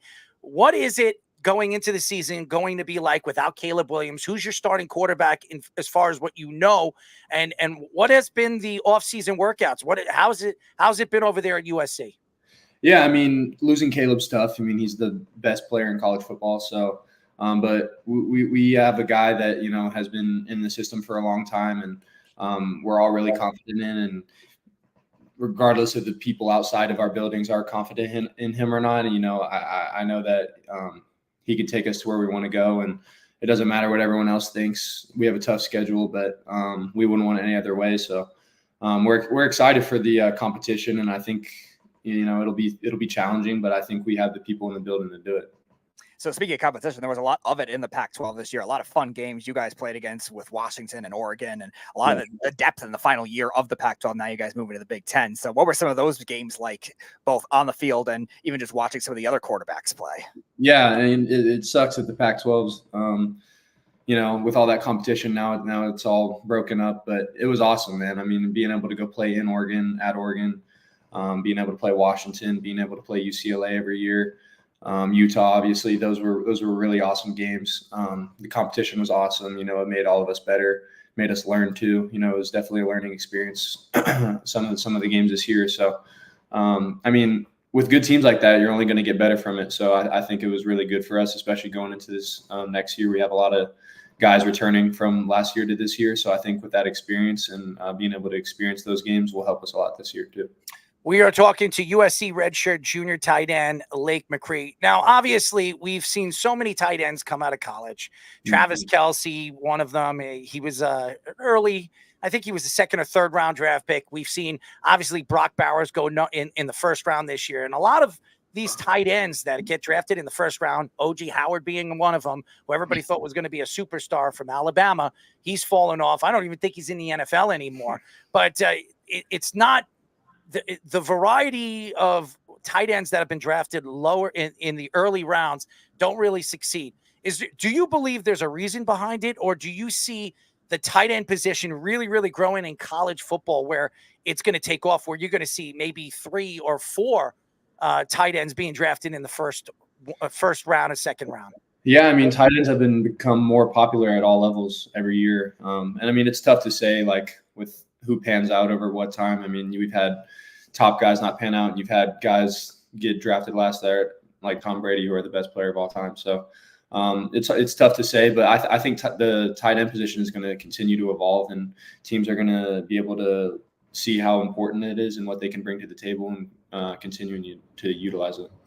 Yeah, any tight ends that you really mold your game around, both at the NFL level, even at the college level, that you've seen in your playing time that you mold your game around? Yeah, I mean, it's tough to not say the top guys like Kelsey, Kittle, and then he was talking about Brock Bowers. When I got offered by USC, when we came out to a summer camp, it was me and him that were at the summer camp together, and they both offered us there. So it's been cool to watch him, how successful he was in his career, and going over to the Raiders now. I'm excited to see what he can do there. But yeah, I'd say those guys are really cool to watch. But I like to watch everybody. Just take a little bits and pieces from every person in the game, because that's really what makes the tight end, is who can do a little bit of everything. You don't want a guy that's just good at one thing. You want to be able to have a guy that can do a lot of things, because that's what makes him more dangerous. We are talking to USC's redshirt junior tight end, Lake McRee. I'm sorry. Lake, you look at right now the defense, and this has been a problem with USC for many, many years, is their defense. You're known for your offense, Lincoln Riley. Now, Pete Carroll, when he was there, this was a pretty good defensive program. They had a good offense and had a good defense. But since Lincoln's been there, and obviously Oklahoma, he was more of an offensive coach. Their offense was fantastic. Their defense was horrible. Do you think that this year it's going to transition? Do you think that this defense is better than you've seen over the last 2 years that you've been there? Yeah, 100%. I mean, we got a new defensive coordinator. We got a lot of new transfers. And I was able to watch them play and watch them coach in the spring. So they look great, and they played really well against us in the spring game. They whooped us. So I'm excited to see what that looks like week 1 for us. And I think they're going to ball out this year.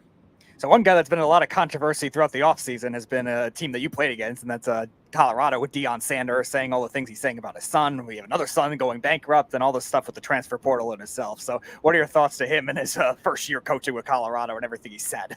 Yeah, I haven't really seen. I try to stay away from all that stuff, but I'm happy for Deion. Like, it's cool that he's on the platform that he's on, and he's taking in kids and coaching them, and taking them out of bad situations and stuff like that. And I think Deion means well. We played him. I mean, they almost came back and beat us this year. So he's a good coach. You got to prepare well against them. They got talented players, good coaches over there. So yeah, all praise to Deion for sure. Speaking of different things that you've seen over the last couple of years, the NIL deal. Now now teams could actually pay players, which is something that you wouldn't expect. I've been pushing for this I don't know if anybody knows this, and I say this all the time. I take credit for this. I've been pushing for this for 10 years. 10 years on the radio, I've been pushing that college players should get paid. Why? Because if they leave college early, they're not allowed to finish their college education, that you have to come back and finish your college education and pay out of pocket. That's what it's been happening over the last couple of years. So the only way you can finish with your degree is you stay in for 4 years and then you go to the NFL. But the problem is, this, Lake, some of these kids, they come from poor families, they come from poor areas, and they need to help their family out. They're everything to their family, and obviously getting them out of that, the shelters that they live in, and not having any transportation to get to the game. So when you look at the NIL deals, and now the portal, and now even this that you're hearing, that now Power 5 teams can actually pay players, what are your thoughts to it? I mean, I love it. Obviously, I feel like I came into college at the right time. I think it was just it was going to happen at some point, whether it was sooner or later. It had always been a point of topic of always talking about why don't college athletes make money? They do so much for the school. They make so much money for the school. Why don't they get any money? So I think it was going to happen regardless. But I mean, there's pros and cons to every situation. I think it's good for us, but it can be dangerous too for how quick someone can get in the transfer portal and go find a check at some other school after being at one school for a couple months. So I think it's going to be one of those things that will probably change slightly the rules over the next few years and maybe hopefully make better. But I mean, I think it's definitely overall a step in the right direction. I'd rather this with some mix-ups than college athletes not being able to make money for sure. So where are you at, man? Are you going to win this starting job this year? Are we going to get a chance to see you on a football field? I mean, we spoke to you about a year and a half ago, and you were easing your way in, and now obviously USC is a sensational place to play. Lincoln Riley's one of the minds, one of the biggest minds right now in college football when it comes to offense. Are you going to get a chance to really show your talent on the football field this year? Yeah, I mean, I was able to start all last year, so I was blessed to do that. I'm hoping to kind of just roll with that momentum of what I was able to do last year and continue to stay in that spot. And still have 2 more years of eligibility, so this one more if I want it. Hopefully use this one and have a great year and then go to the NFL after this year. If not, come back and if we have unfinished business, take care of that. So the second advancement of the NIL stuff came out today with the Big 12. They were saying they might rebrand into like a private equity type thing. They might call themselves like the Wendy's Big 12 or something like that, even just changing the names altogether. So do you think that kind of thing is going to? And I'm going to make one for like the Burger King. I call myself do you the think Burger King. that kind of thing could be the next explosion for college football with all these like super conferences they're claiming they're going to have? I did not hear that. I'm not sure. That would be crazy. Yeah, I don't know. I have to look into that. I haven't seen anything about that, but that sounds crazy. It's going to be. All right. So I know you're a sports fan, okay? And I don't know. Yeah, you're shaking your head, but you are a sports fan. I know. Oh yeah, definitely. Yeah. You're a basketball fan? Basketball fan, football fan.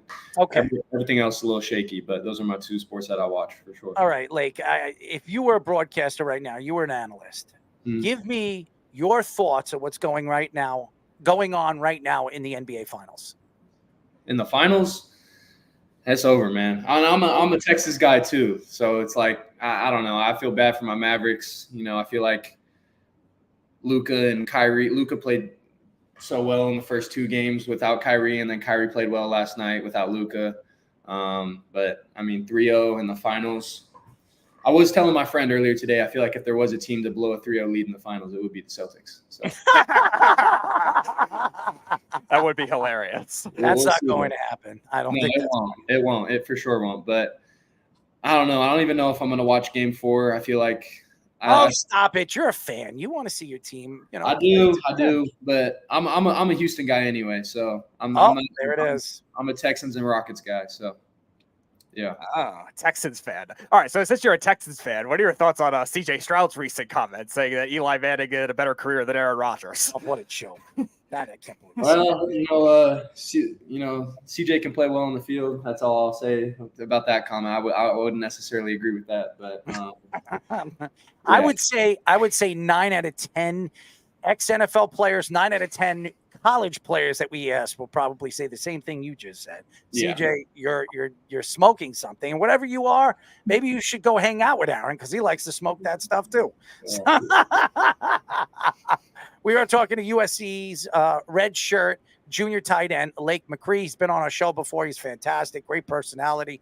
Lake, you look at obviously the NFL and look at what these guys are making, and it's ridiculous. I mean, you look at what Justin Jefferson just got. He's getting what, $145 million, $146 million. By the time you step to the draft or step on an NFL field, I mean, tight ends could be bringing in 22, 23 million. I mean, what are your thoughts to this? Do you look at this? I know you're still a college player, still a young player. Do you look at this as like, wow, I could actually be a millionaire before I even step on a football field? I mean, it's definitely like a thought in the back of my head. I try to live in the present as much as I can, but it's cool to see that. You know, I'm definitely not opposed to the tight end being more paid every year. So it's cool to be able to, you know, say I have that type of opportunity in my future, and I'm going to work hard to get there. All right, back to the Texans. Another interesting offseason trade. Stephon Diggs goes to the Texans after he was having some locker room issues with the Bills. Are you encouraged by that kind of thing? Do you think there might be a concern with the way his antics have been in the past?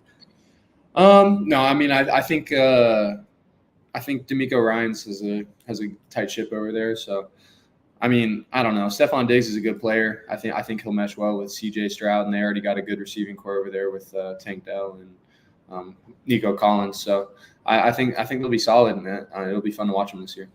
Well, if you never play in the NFL, man, or you play like 2 or 3 years in the NFL, you could be a good analyst. You know your stuff.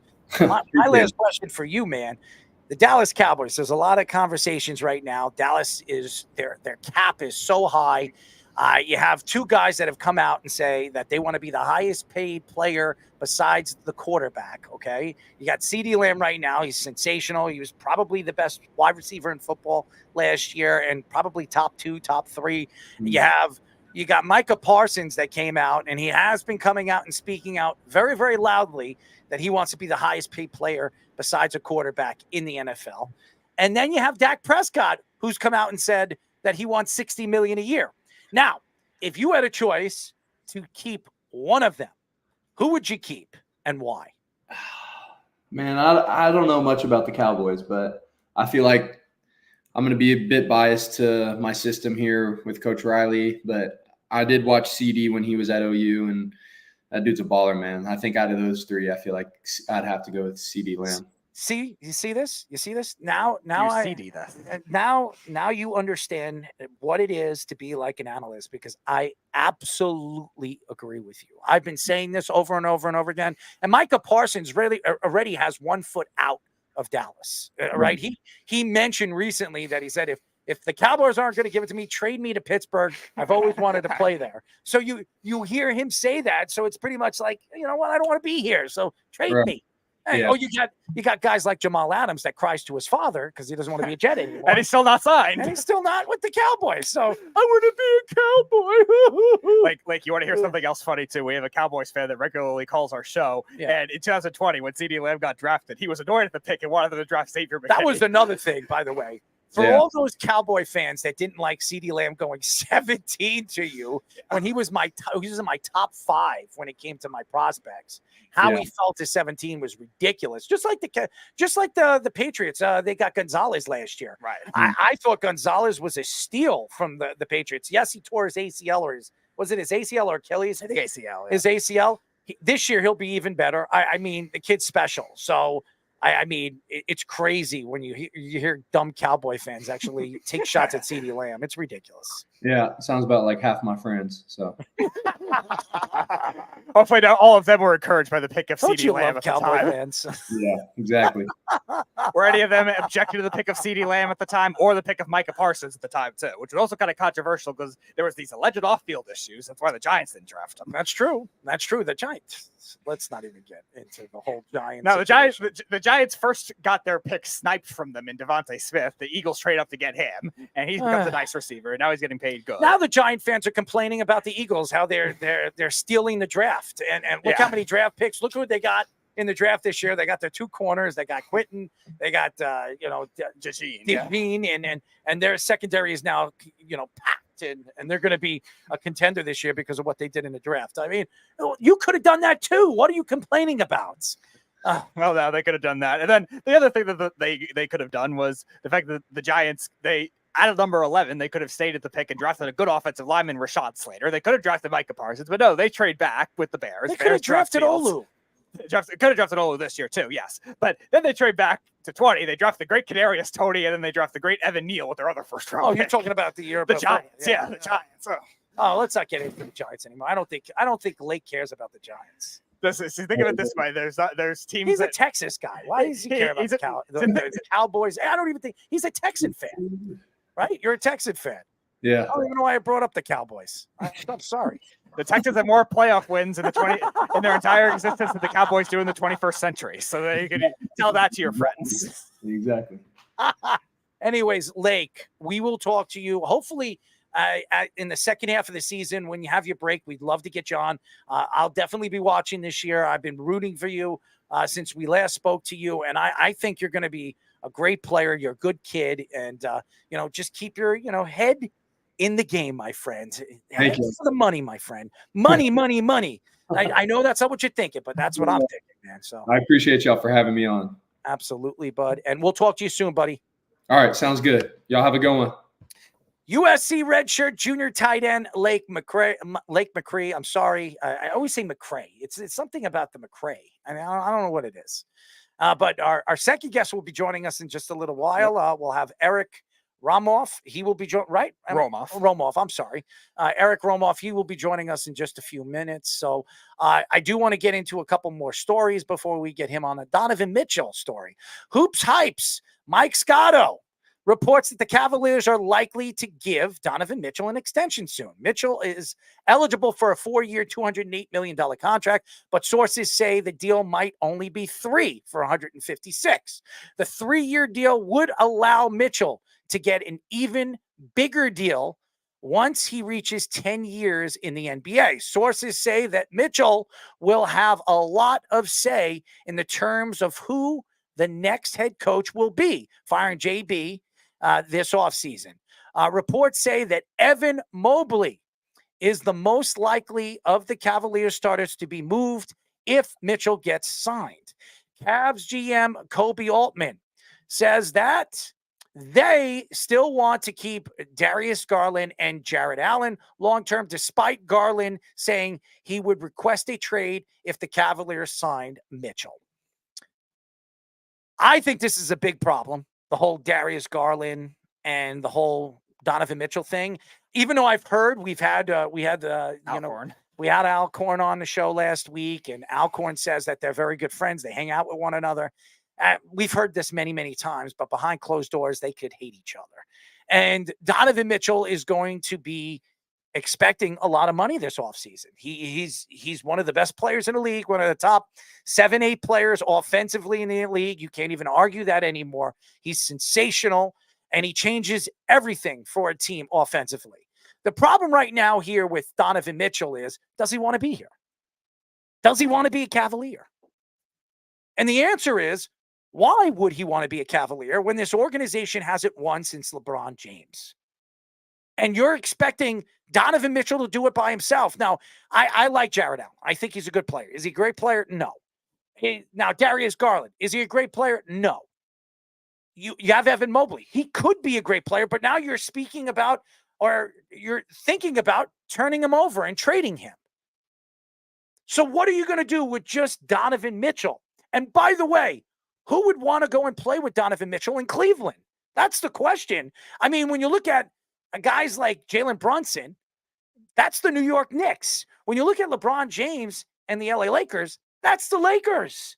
I mean, Miami, Jimmy Butler, if you want to play with Jimmy, if he's still there, or Pat Riley, or as the GM, or even the coach over there, and those guys are guys that can change a game. Right now, the Cavaliers, they have no coach. They have a GM with his foot out the door. Yeah. They have an organization that's trying to find their way again. They do not have a top 3 pick this year. For all those guys, all those Cleveland Cavaliers years that they had after they lost LeBron James, first round pick after first round pick, they're not going to have that this year. They're picking in the late teens, early 20s. So the Cavaliers are not going to get that guy that's going to change a game unless they find somebody, a thorn in a bush, okay, or whatever they call it. What do they call that? A needle in a haystack, okay? Right now, the Cleveland Cavaliers are not a team that I would want to go and play for.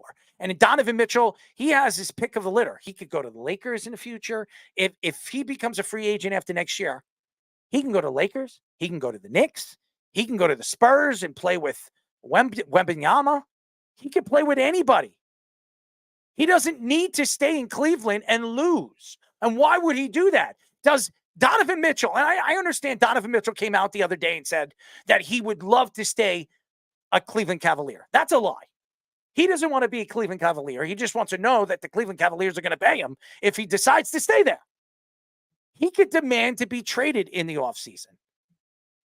And usually when you demand to be traded in the NBA, usually get your wish. And usually get your wish where you want to be traded as well, because you can hold out. Donovan Mitchell has one more year left of his contract. He's going to be 28 next year. He will be 29 when he becomes a free agent. If you were sitting here today and arguing your points, if you were an NBA player and you know you're going to get paid no matter where you go, would you want to stay in Cleveland? The answer, no. Now, I know Jeff's going to say it doesn't matter where you're going to go. It doesn't matter where you are. You could be in OKC, because now with the NBA and all these shoe endorsements and sneaker endorsements and all the different ways you can make money through advertisements and sponsorships, it doesn't matter where you play. But when you're going to Cleveland and you're not selling out games, one. Number two, when you don't have another superstar to play with you, that could be an argument there.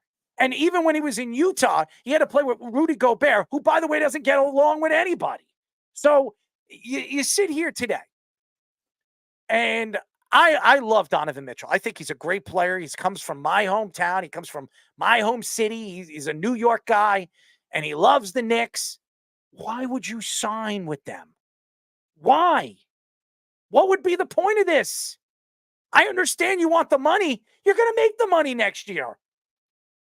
Demand a trade. Go to Miami. At least you'll have a better chance of winning. You're not going to win right now with the Cleveland Cavaliers. They're a better spot than the LA Lakers right now. I'll tell you that right now. They're a better spot. They have better young players. I mean, the Lakers have nothing. They got Reeves there. That's it. They got nothing. And Reeves is a 15 or a 17-point guy. He's not going to be shooter, not much else. He's not going to be a star player. Yeah. Donovan Mitchell's a star. Garland's a great player. Jared Allen's a good player. Mobley's a good player. Now, if you move Mobley, what are you going to get from Mobley? Mm-hmm. Yes, he had a good season. And yes, he had a good playoff run. Actually, better playoff run than a good season. I mean, what are you going to get for him? Not a lot. He's not a Jimmy Butler. Even though Jimmy Butler is old, he's not a player that can change a game. So I don't like this move, Speedy. I honestly don't. And I think Donovan Mitchell should hold up on this. I mean, you're going to get your money. You're going to make a lot of money. I think you should stay put. If you want to play one more year with the Cleveland Cavaliers, and then at the end of the season, you become a restricted free agent? Yep. And they have a player option the year after that. So yeah, but he's not taking it. He's not going to take it. Yeah, and that makes, quickly before we get our guests on, that makes the decision for Kobe Altman to trade Darius Garland even more crucial too, because you have to see what kind of value you're going to get out of him. Now, there was a rumor that Darius Garland's going to get more trade value than Trae Young, which maybe will help Cleveland's case, but Evan Mobley is still the one that has the most upside right now. The question is, can you replace somebody like that too? And like you're saying, can you get enough good pieces back or good draft picks back to keep Who are you going to have matched up with him? When you decide to give him that contract, he's going to sign that 3-year extension. That's fine. And then when he's a free agent again, he'll be 30, 31. Who are you going to have to go and play with him? Right. Who wants to go and play in Cleveland? That's the key. Out of all the cities to go and play in, do you want to play in Cleveland, Ohio? I mean, no way. Right. I would never. I'd rather play in Detroit than Cleveland, Ohio. I mean, that's not saying much. I don't know if I would go that far. I'm just telling you, I'd rather play in Detroit. Have you seen the Pistons the way they're run lately? That's a whole nother story. I mean, but as Jeff would call it, a poverty franchise. I would not want to go and play there. Okay, that's fair. That's just me. No offense to Alcorn, who's a friend of ours, and he invited us to come and see him. Do his play-by-play and his broadcasting live over there in Cleveland this year, and we're going to take him up on that offer. But I would not. I repeat, if I was Donovan Mitchell, I would not want to go over there to Cleveland. That's just my opinion. When we come back, we will get our second guest on the show. We will be talking to co-founder of Pros and Joe's Fantasy Football, Eric Romoff, here on the Sports Loudmouth. But first, our Sports Minute with Tommy Scoops. This is the Sports Loudmouth Sports Minute Are you ready to get loud? with Tommy Scoops. It is close to the top of the hour, 8:35 p.m. I am Tommy Scoops, and this is the Loudmouth Sports Minute. Getting straight into the NBA, Ronnie James works out with the Lakers ahead of the 2024 NBA draft. And despite possible links to the Phoenix Suns, Lakers are now emerging as the top landing spot for James next season. Other NBA news, Kristaps Porzingis is officially listed as questionable for NBA Finals Game 4 tomorrow, as Porzingis is dealing with a rare lower left injury. The team isn't offering much insight, but Joe Mazzulla did say that he does look better from yesterday to today. And finally, in the NFL, Saints running back Alvin Kamara actually skipped today's final day of minicamp due to contract issues, as Kamara, who was on his last 2 years of his 5-year deal signed back in 2020, looks to return to New Orleans for the future. Going over into Scoops and Scores, we're in MLB. At the bottom of the 7th, Chicago Cubs have a 2-0 lead over Tampa Bay. At the bottom of the 6th, Miami has a 1-0 lead over the Mets. Boston has an 8-3 lead over Philadelphia at the bottom of the 4th. And Minnesota has a 3-2 lead over Oakland at the bottom of the 3rd. As over in the NHL for Game 3 of the Stanley Cup right now, currently tied at 0 apiece in the first period. Currently all the time I have for you guys right now. I'm going to kick it back to the boys for their next guest on the Sports Loudmouth. This is the Sports Loudmouth. Hey. There you go, Speedy. Willie Whopper, Speedy. Get it, Willie Speedy. Whopper. Get it. Shave the ass, Speedy. Shave the ass, Speedy. 99% of the world would too. You said smother it. I don't care. Oh. Don't share a Wu-Tang pie with the Rock. Unfortunately. It's gross. 631. I'm not licking anyone. 672-3108 is the number to call. You're listening to the Sports Loudmouth. I'm your host, Errol Marks, my co-host, Speedy Petey, executive producer right now, Aaron Fishman, fantastic. All the graphics, all the display, and our Sports Minute guy, our Tommy Scoops, as always. Go to our website at www.worldwidesportsradio.com. Check out all our shows throughout the week, including the Loudmouth with me and Speedy Petey every single Tuesdays and Thursdays at 7 p.m. All you have to do to tune in and check out our local listing for all our shows is go to our website at www.worldwidesportsradio.com. Thank you to Lake McRee for joining us. Fantastic, as always. And now, our second guest. We are now talking to co-founder of Pros and Joe's Fantasy Football, Eric Romoff. Eric, what's up, buddy? Errol, PD, how are you fellas? We're good, man. And you look pretty good. You look like you lost some weight, buddy. Oh, yeah, man, trying to. Lost it for now. I'm sure I'll find it eventually, right? That's the off season. You're probably getting sick because you can't eat. You have so much work to do. You know this. Yeah, just got to grind away. Well, speaking of an off season, this is crazy right now. All these players, Hassan Reddick, you're hearing, and now now Alvin Kamara sitting out. What are your thoughts right now with these players? They're demanding their big contracts, their extensions, and if they don't get it, they're going to sit out as long as they can. Yeah, I mean, look, we're seeing a lot of news about this right now in this moment because this is the time where players are starting to make their way into the facilities, right? But this is nothing new, right? This is one of the few points of leverage that NFL players have in order to get a better number, an extension, whatever they might be looking for out of their front office. So those guys that feel like they've outperformed the confines of their contract, or they feel like they want to get extended sooner rather than later, this is really kind of the only means that they have available to them in order to make that happen, right? So we see a lot of guys do it this time of year. Very, very rarely do you see any of these holdouts actually extend into the regular season, and I would expect that to be the case with this year's lot. So let's go to the one that just broke about 2 hours ago, right before our show. Trevor Lawrence getting paid a huge contract, tied with Joe Burrow for $55 million a year, the most in the NFL. What are your thoughts to that? Horrible. Yeah, I mean, look, this is the nature of the beast, right? Like, basically, if you play well enough in order for a franchise to feel good about extending you, you're probably going to be resetting the market or right at the top of the market relative to the guy who just signed, right? So now we're looking at Trevor Lawrence, like you mentioned, tied with Joe Burrow for $55 million AAV. I would certainly take Joe Burrow in a vacuum over Trevor Lawrence. No But also this is a reminder that you have to take a closer look at these contracts, right? Typically, we see that AAV number go up with each new big signing, but the actual guaranteed money, the inner workings of that contract, Joe Burrow's deal is a far more lucrative deal than the one that Trevor Lawrence just signed, right? So it's almost sentimental in nature, so they can check the box and say, we made you the highest paid quarterback in the NFL.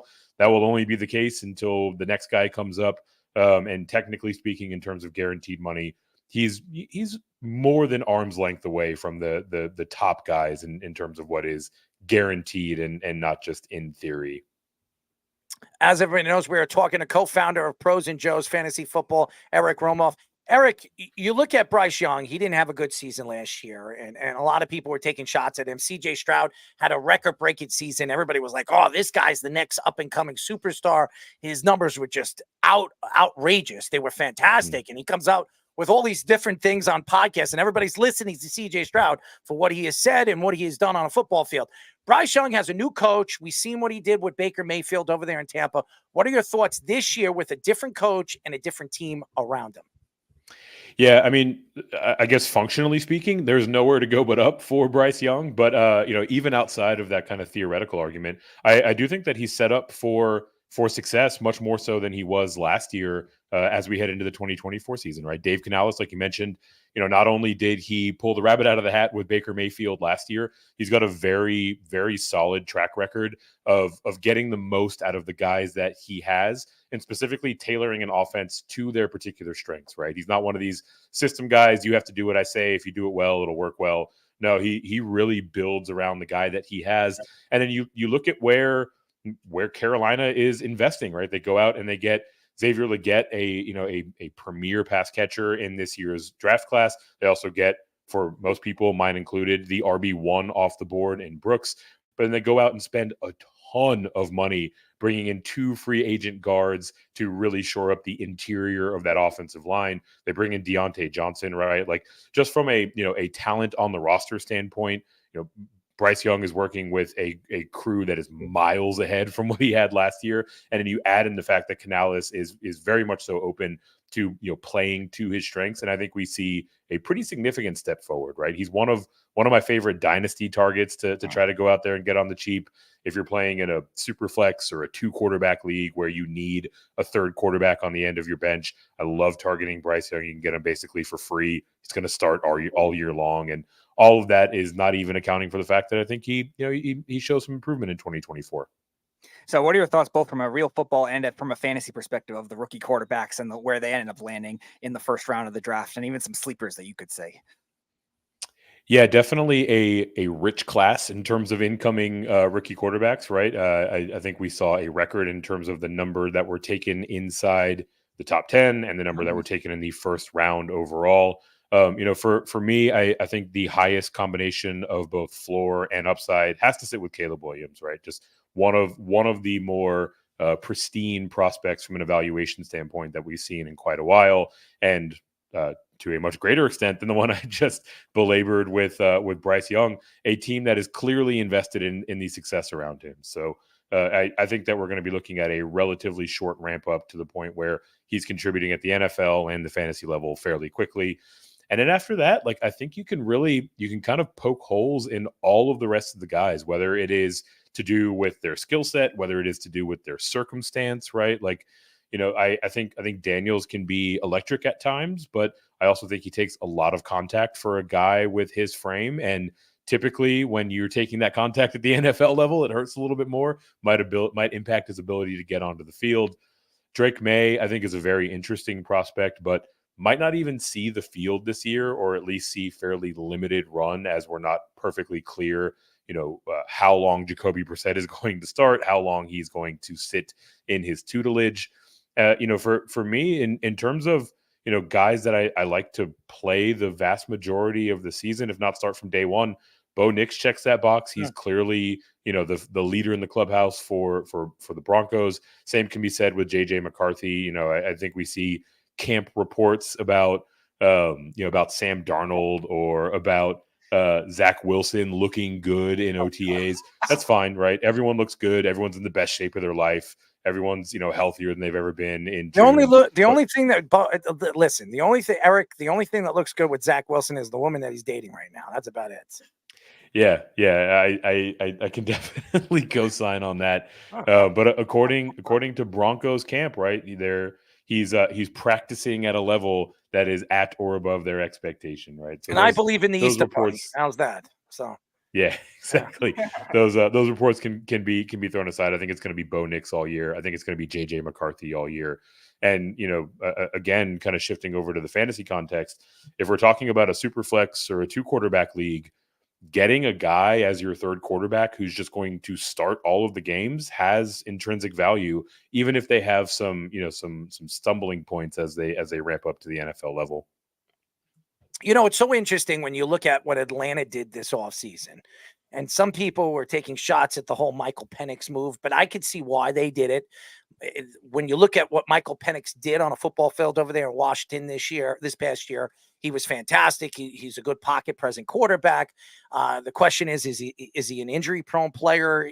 Some people try to compare him to Lamar Jackson. Let's hold back on that. He's not Lamar Jackson, but Kirk Cousins didn't like it. And we've had different guys that work obviously with the Atlanta Falcons that have been Atlanta Falcons before that came out and said that when they heard that Michael Penix was going 8, they were shocked. They couldn't believe it. And Kirk Cousins, his mouth dropped. What were your thoughts to that? And what type of quarterback do you think Michael Penix will be in the NFL? Yeah, I think you really hit on the key point there, Earl, right? Like it's all going to boil down to injury and availability for Penix, right? And unfortunately, he's got kind of a checkered past in terms of his ability to stay on the field. So I think it's a legitimate question, right? That being said, we've seen plenty of guys that managed to put that stuff in the past and and play long and lucrative NFL careers. But that's clearly the biggest question mark, right? Like his ability to push the ball downfield, I think is a plus for him. His ability to read and break down defenses is definitely an area of strength for him. So I say this to say that there are building blocks that NFL scouts like to see and that typically transfer to the next level within his game. But the head scratcher of all of it is like these two acquisitions are directly in conflict, right? Like if you like Michael Penix and you think he's the future, fantastic. Go draft him at 8 or 9 or wherever you want to get him, right? But don't go out and spend $100 million on Kirk Cousins, the richest free agent contract of all the offseason this year, right? If you think that Kirk Cousins is the guy that can get the most out of this accumulation of offensive weapons that you've had kind of stuck in the mire for a few years in Atlanta, fantastic. Go pay him $100 million, but don't go out and spend, top 10 draft capital on a rookie that's going to sit behind him for 2, 3, maybe even 4 years, right? So, I think from a prospect evaluation standpoint, a strong case can be made for Penix going where he went, but not in the context of the money and the investment that it has made at someone else at the position, right? Like one of these two guys is going to be kind of dying on the vine for them, sort of regardless of how this plays out. And that's a huge misstep for the Falcons front office. So a lot of receiver rumors have been, both with contracts and with guys getting traded. Jefferson got paid. Jalen Waddle got paid recently. And there's still some other guys that could be traded. CeeDee Lamb, like guys like that. So what are your thoughts with each situation? And also of the ones that haven't been paid yet, if they get traded, is there a spot you would want to see them maybe for fantasy? Yeah, that's interesting. If I had to plant my flag right now, I would say the two most likely wide receivers to end up traded are T. Higgins. I don't see a world where they're able to pay Jamar Chase, which is certainly coming, and pay him an amount that he feels like he is owed. And then secondarily, I'll go on the other side of the San Francisco formation there. I think Debo's probably on his way out of town in San Francisco. He had a wrinkle in his contract to where now that it's post June 1, moving him by way of trade is a far less impactful dead cap hit. So I wouldn't be surprised if we start to see some rumors actually bubble up fairly quickly with regard to Deebo Samuel. In terms of where these two guys fall, I mean, it feels like it's a bit of a reach because Tennessee just spent solid money to bring in Calvin Ridley, but they do have an aging DeAndre Hopkins running alongside him. I wouldn't be surprised if we see Higgins reunite with his former offensive coordinator in Tennessee. Tennessee starts, pushing the ball a little bit more down the field, a la the Cincinnati offense of the year prior. We could see that being a pretty interesting landing spot from a fantasy perspective. Deebo Samuel, I mean, he's a tricky one, right? Like the system that he is in is really it's the tailor-made one for getting the most production out of his skill set. So if we talk about places where he could fit in and do well, you basically have to go up and down the Shanahan tree, right? And as you do that, there aren't a whole lot of coaches and systems in that tree that are really needing at the position, right? So I'm sure wherever he lands, they're going to try to do Deebo things with him, but I actually think he might be due for kind of a downgrade where he ends up getting traded to. We are talking to co-founder of Pros with Joe's Fantasy Football, Eric Romoff. Eric, you look at right now the AFC, and everybody keeps saying, "Oh, it's Kansas City. They're going back to back to back. No team's ever done that before." Patrick Mahomes, they added Xavier Worthy in the draft. Thank you to Buffalo again. But a team that a lot of people are going to take a step, people believe they're going to take a step back, is the Buffalo Bills. And one of the reasons why is they lost all that secondary in the offseason. And they lose Stephon Diggs, they lose Gabe Davis, and they didn't really add any wide receivers. I don't want to hear about Keon Coleman. I like him. I do like him. I'm a Florida State guy. I like him. But I wouldn't have traded that pick. I would have taken Xavier Worthy. Why would you trade him over there to Kansas City and give them another weapon like that? So what are your thoughts to Buffalo this year? Do you think they take steps back? I love Josh Allen, but I don't think they're helping him. Yeah, it's a tricky one with Buffalo, right? Like to your point, especially when you think about some of the other trades that have gone down between these two franchises and how they've played out, as we look back historically, I feel like you just kind of have to avoid the optics of trading anything to Kansas City.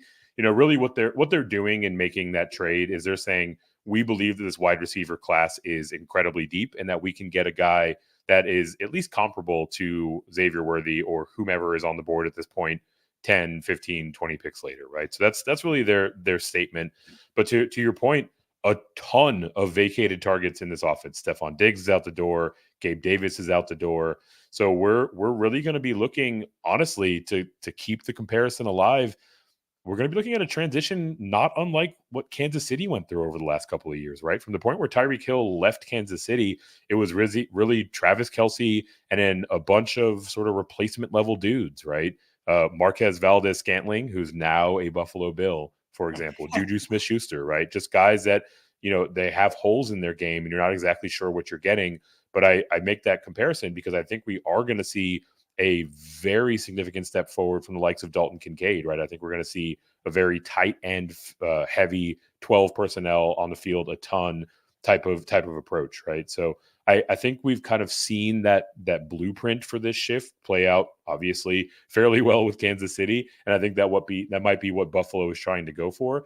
I don't know if they're going to have the same type of success, though, right? The point that you brought up a moment ago, their defense is not nearly as stout as it has been in years past or that of the Kansas City championship teams over these last 2 years. And their division is insane, right? Like, yes, New England will be a punching bag for another year or two, but you talk about them facing off with Miami, which has come down to the wire over the last few seasons. Knock on wood, throwing salt, crossing fingers, whatever you want to do. Aaron Rodgers stays healthy for the Jets, and that's going to be a very competitive team this year. So their path to winning their division is far, far more difficult than anything that Kansas City will face this year or has faced over this championship run. So we were talking before we had you on the show to a tight end in Lake McRee, and we were mentioning also a lot of the young tight ends that really took over in the NFL last year. And from both from a fantasy perspective and from a real football perspective, could you see a world where the tight ends are starting to take over from like the teams having these top wide receivers as being more of those prevalent teams? Yeah, I can not only see it, I think we are seeing it, right? I just called for a step forward from Dalton Kincaid, but over the annals of history, he had one of the better rookie tight end seasons in recent memory, right? It was just shadowed by the fact that Sam Laporta came into Detroit and went bananas, right? That guy's fantastic. Oh my God. God. Like these kids coming in, I think it's partially that, like the way that they're being used at the college level, the things that they are adding to their game is just far more diverse than the inline blocking button hooks of Jason Witten of old, right? Like these are athletic weapons coming into the NFL. But also, I think some of this has to do with the front office mechanics, right? Like we've heard over the last few years. I think Evan Ingram might have been one of the most recent ones. These tight ends trying to get reclassified as wide receivers whenever they're going into their contract negotiation, because it is far less expensive to pay an elite tight end than it is to pay an elite wide receiver, right? So I think we're seeing front offices respond to that by saying, if we can get guys that can contribute even just like a wide receiver, but we're getting them at a 30, 40, 60% discount to the fair market rate for a wide receiver, why would we not do that? And I think that trend is going to be here to stay, or at least until we see these salary ranges addressed again in the upcoming CBA. Now you look at the running backs, and like we've been saying, I think the running backs have been declassified by a lot of owners and a lot of coaches over the last, I would say, year and a half. And then you see Saquon Barkley and all the Giant fans after what Tiki Barber said on WFAN saying, "Oh, we don't want you. You're not considered a Giant anymore. We hate you," whatever the hell he said. And now Giant fans are taking shots at him. And I want to know your opinion. You look at all these running backs. Derrick Henry's playing for another team. You have Jones playing for another team. There are a bunch of running backs that went. Jacobs went somewhere else, went to Green Bay. What running back is going to stand out from all the rest this year, and why? And do you believe Saquon Barkley made the right choice going to the Eagles? Yeah, I'll start with your second question because I think it's easier. Yes, I do think he made the right choice going to the Eagles.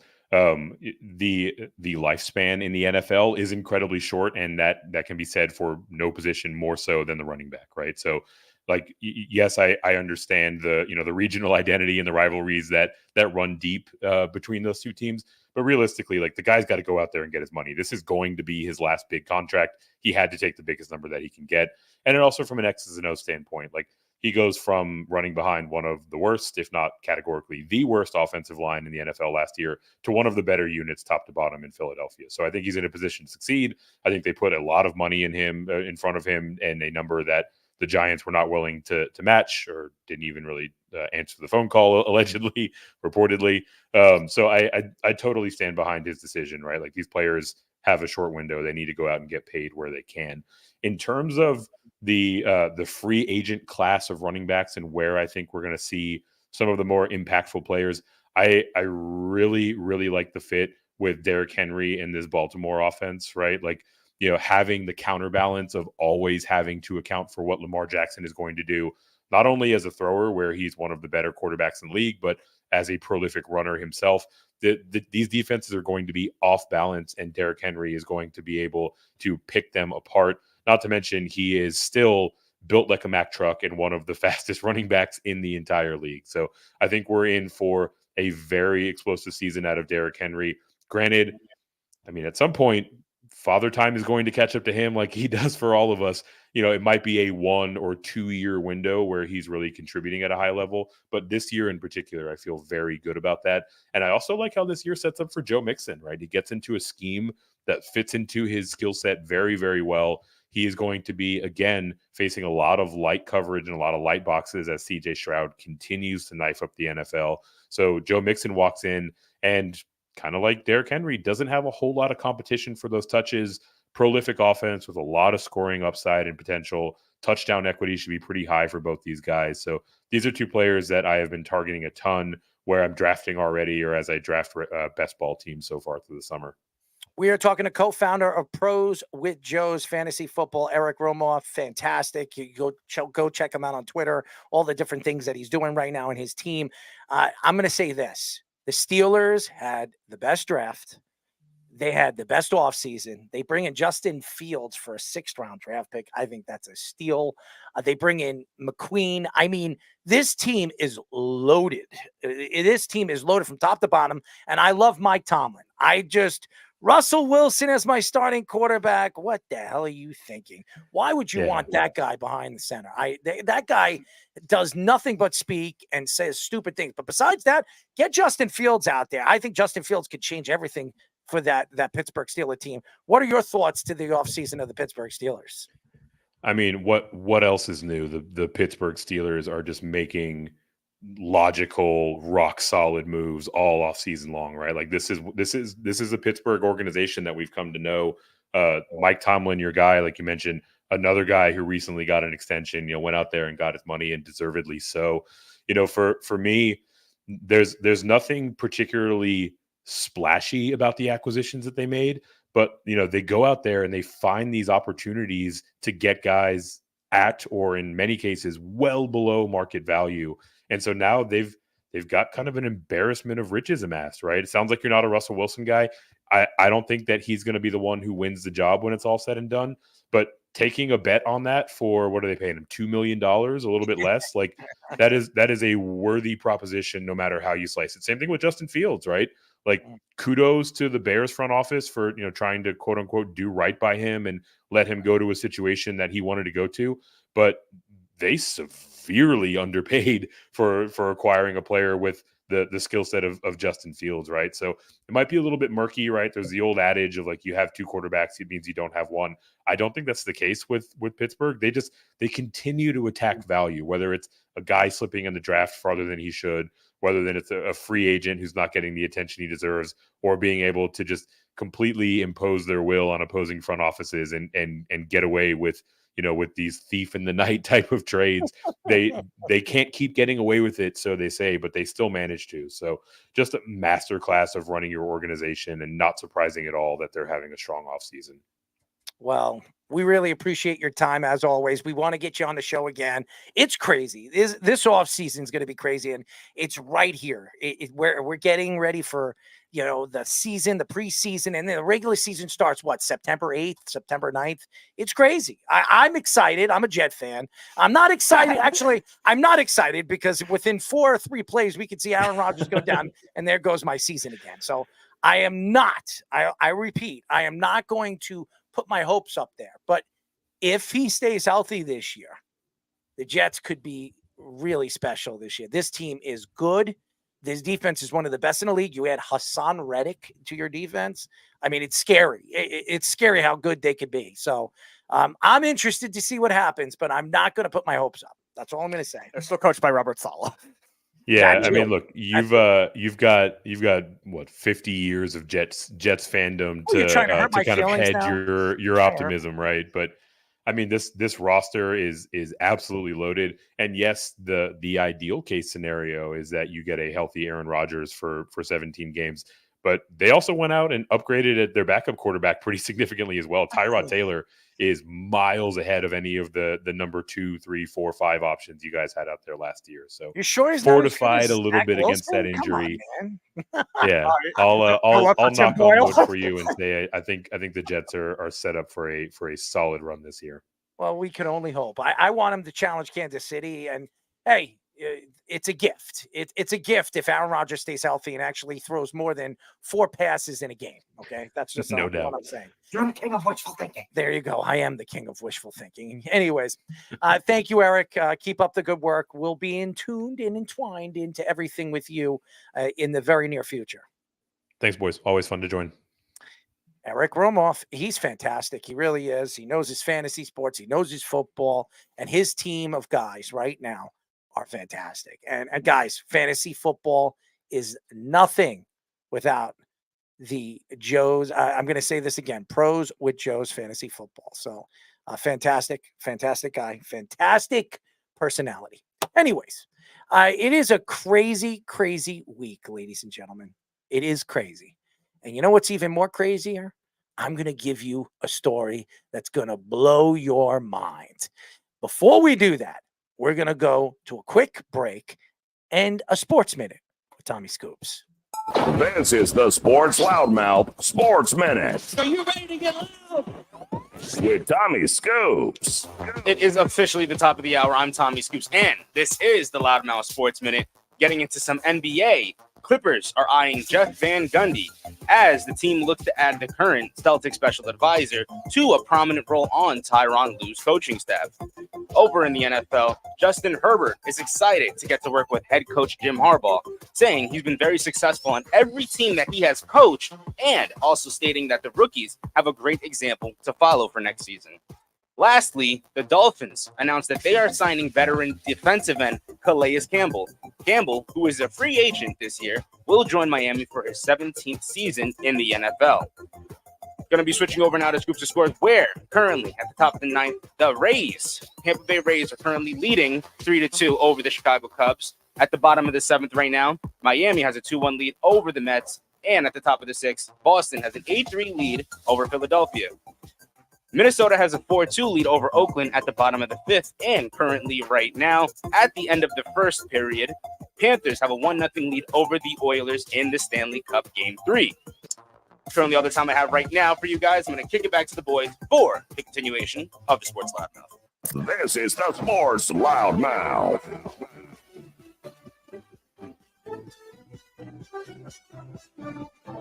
Six 672 3108 is the number to call. You're listening to the Sports Loudmouth. I'm your host, Daryl Marks. My co-host, Petey.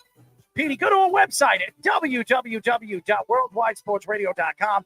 Check out all our shows throughout the week, including the Loudmouth with me and Speedy Petey every single Tuesdays and Thursdays at 7 p.m. All you have to do to tune in and check out our local listing for all our shows is go to our website at www.worldwidesportsradio.com. I want to get into this story because Tom Brady, when he breaks the story, he breaks wind, baby. Speedy, you like wind, right? I do, but not. Do you break wind? Not break yet. Not out of somebody's body, though. Would you like if Tom Brady farted in your face? Would No. you like? You know, No, it's Tom Brady. I mean, no. those fumes could make you a superstar. Scoops wins. Why is it gross? It's gross. Why is it gross? I'm not going to encourage somebody It's to fart Tom in my Brady's face. farts. Okay, I'm sure there's some Patriot fan that'll love that. I think Good for me and good for you. it is good for me. It's also good for you. You're not a Patriot fan. Well, I'm It's not. good for both of us. It's good for both of us. Absolutely. Tom Brady told Yahoo Sports that he thinks quarterback play has gone backwards in the NFL. He added that he thinks the teaching and development of fundamentals has gotten much worse. He also says mechanics should be so much better with all the data teams have available now. Brady will begin his 10-year broadcasting contract with Fox beginning this season. There has also been a previous rumor of him buying stock with the Raiders and also possibly coming back to play for the Raiders or the Patriots later in the season. Brady was inducted into the Patriots Hall of Fame and had his number retired last night. By the way, did you guys check that out? That was actually pretty cool. Tom, I will say this. I am not a Tom Brady fan. I'm not. As everybody knows, I'm a Jet fan. I can't stand Tom Brady. But I checked out The Dynasty. If you haven't checked out The Dynasty on Apple, it's definitely a great documentary. I think it was very well put together, even though I thought they were taking shots at Bill Belichick. And pretty much that whole documentary was really Robert Kraft taking shots at Bill Belichick and everybody else taking shots at Bill Belichick, even though I think he was the mastermind of building the successful Patriot team and teams that they had over the years when winning 6 Super Bowls. But when Tom Brady comes out and talks about the quarterback play, he's not wrong. He's not. Data changed everything for sports. If you look at baseball, data has changed everything with baseball.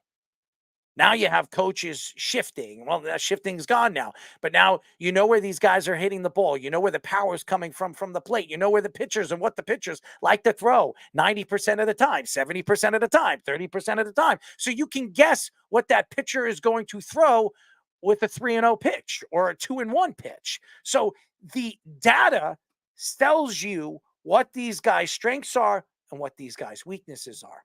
When you look at running backs, Breece Hall, what is his strength? Catching the ball in the back of the field. Where does he run when he catches the ball in the back of the field? Does he run right? Does he run left? Does he run right more than he runs left? So you can practically guess if he's catching the ball in the backfield, he's running right 60% of the time. So that's where your defense is going to go. Quarterbacks are very interesting. Now, we saw C.J. Stroud last year. We saw Bryce Young, and we've seen Bryce Young play in college football in Alabama. He also played for one of the greatest coaches of all time in Saban. And then he comes over here and he's part of an organization that's rebuilding with Frank Wright. He was there for what? A couple of months, and then he gets fired. Yeah. They gave him no weapons, nothing. They gave him Adam Thielen, who had a very good season, but a veteran player that is on his way out of the NFL. And you look at what these quarterbacks are trying to do, how they're trying to develop their skills, and what these coaches are trying to do to try to figure out what their strengths are and what their weaknesses are. And you look at Tom Brady and what Tom Brady did. Tom Brady was an accurate thrower. Tom Brady practiced his accuracy, and he saw the game differently. When you see the game, you don't have to have the best arm. You don't have to be the fastest guy. You have to be the fastest player, the smartest player to see things before they even happen. And Tom Brady was one of the best to ever do that. Now, statistics would tell you that there's no way of wondering and figuring out if this guy is going to be better than that guy. As we all know, Zach Wilson was drafted as the second pick in the first round, and Trevor Lawrence, which we'll get into a little bit later, just got a big-time contract, hasn't really been as good as everybody thought he was going to be. And Justin Fields, who I believe was the best quarterback in that class, hasn't really developed the way we thought he was going to develop in Chicago. Statistics and data would give you an understanding of what these guys could be in the future. Has the data always worked? Well, we all know it didn't work for the Jets for many, many years. We all know it hasn't worked for a lot of organizations, like the Raiders. Okay, we remember Russell? I could go on and on and on. You could talk about the Texans. Even though they had Deshaun Watson, did it really work? Because he liked to, do extracurricular activities after he wasn't playing on the field. Even before that, like they drafted David Carr their first year there. David Carr, I was just about to say they had a gap of quarterback, like they had a gap of 13 years of awful quarterback play. Not every team has that luck. Now, you look at the Green Bay Packers. I mean, it's right. Who's been luckier than them? I mean, they're Bart Starr, and then you have Brett Favre, which they didn't draft, by the way, but they got in a trade. And then they had, obviously, Aaron Rodgers, who fell to them, and now they have Jordan Love. I mean, some teams are just lucky. Even the Chargers, who were like bad with other things, find quarterbacks. They do. Some teams are just luckier than others. I think Tom Brady's absolutely right. I think teaching fundamentals is not very easy anymore, and it's actually harder. And there are not many veteran coaches. Now the league is bringing all these young coaches in, these offensive coordinators, these defensive coordinators. Ask the Jets, Robert Saleh being one of them. It hasn't worked for them with Robert Saleh. We'll see what it turns out to be when you have Aaron Rodgers throwing the ball this year as his quarterback. But nevertheless, Tom Brady has watched the game. He understands and he sees the game a lot differently than a lot of people. And he is not wrong. The game has changed. Now, the offensive side of the ball has been unbelievable. But if you look at the elite quarterbacks, now when Tom Brady was an elite quarterback, you had Peyton Manning, you had Drew Brees. We could go on and on and on and on. There were about 7 to 8 great top-end quarterbacks. When you look at the quarterback play over the last 2 or 3 years, how many elite quarterbacks are there in the NFL? 4? Maybe 5. And some of these elite quarterbacks that we compare to be elite are not even healthy. Like Justin Herbert, He would be considered elite, but the guy can't stay on a football field. So would I put him in my top 5? That would be no. Okay. We used to think Russell Wilson was elite. What is he now? Okay. 15th or something. I mean, it's different now. And the fundamentals of the game is different. The rules are changing. There's so many different changes from what Tom Brady was playing the game. And I would say this, the Patriots changed a lot of different things, especially the way you use tight ends. And flat receivers. And yeah, absolutely. And using running backs in their offense as well, having a triple threat running back play instead of one dominant running back, which we've seen over the years. It's different. So when Tom comes out and he says it's going backwards, he's not lying. He's not. Because the game is going backwards. And Roger can tell when it comes to money, it's not going backwards. When it comes to money, it's growing. But Anybody, some Joe Schmo off the street, some bum on the street, if he understands what it could sell and what kind of product you have, you're going to be able to go out there and sell it. I could sell it to the Dorito companies and the Coca-Cola companies and Budweiser and Bud and Coors Light. I could sell it to everybody. If I have a product that I could sell, I could sell it. It's all about marketing. You can't market a quarterback. Data would tell you can't market a quarterback. Ask Blake Bortles. I mean, they tried to market him. He got him all the way to the AFC title game, or did he? Allegedly. Yeah, I mean, seriously. I mean, he played well in the playoffs, but and guess who was defense. and guess who was his offensive coordinator for those years? The great Nathaniel Hackett. And who's the offensive coordinator right now for the New York Jets? Who's not their offensive Allegedly coordinator? the offensive coordinator. I mean, seriously, they got 4 offensive coordinators now calling the plays. Oh, yeah. I mean, honestly, Brady is not wrong about this. And I can't wait to see Brady as a broadcaster. He did sign, it was a nine-year contract, not a 10-year contract. I think it was a 9-year contract worth about $325 million, which would pay him the biggest contract in NFL history and broadcasting history. Nobody's ever gotten paid this kind of money. I mean, it's crazy when you look at guys like Tony Romo and what these guys, and even Nance, what he got in the offseason last year. So I think that he's not wrong. He's not wrong. He's not blind. I think he understands the game just as good as anybody. He sees the game for what it is. And yes, a lot of these quarterbacks, the mechanics are not the same. Everybody's trying to run the ball now. You have all these mobile quarterbacks and Jalen Hurts and Lamar Jackson. But guess what? Do those guys win championships? Nope. It's usually the pocket present quarterback. You could say whatever you want about Patrick Mahomes. Patrick Mahomes, his strength is he's a dual threat, but his strength is standing in the pocket and making every single throw.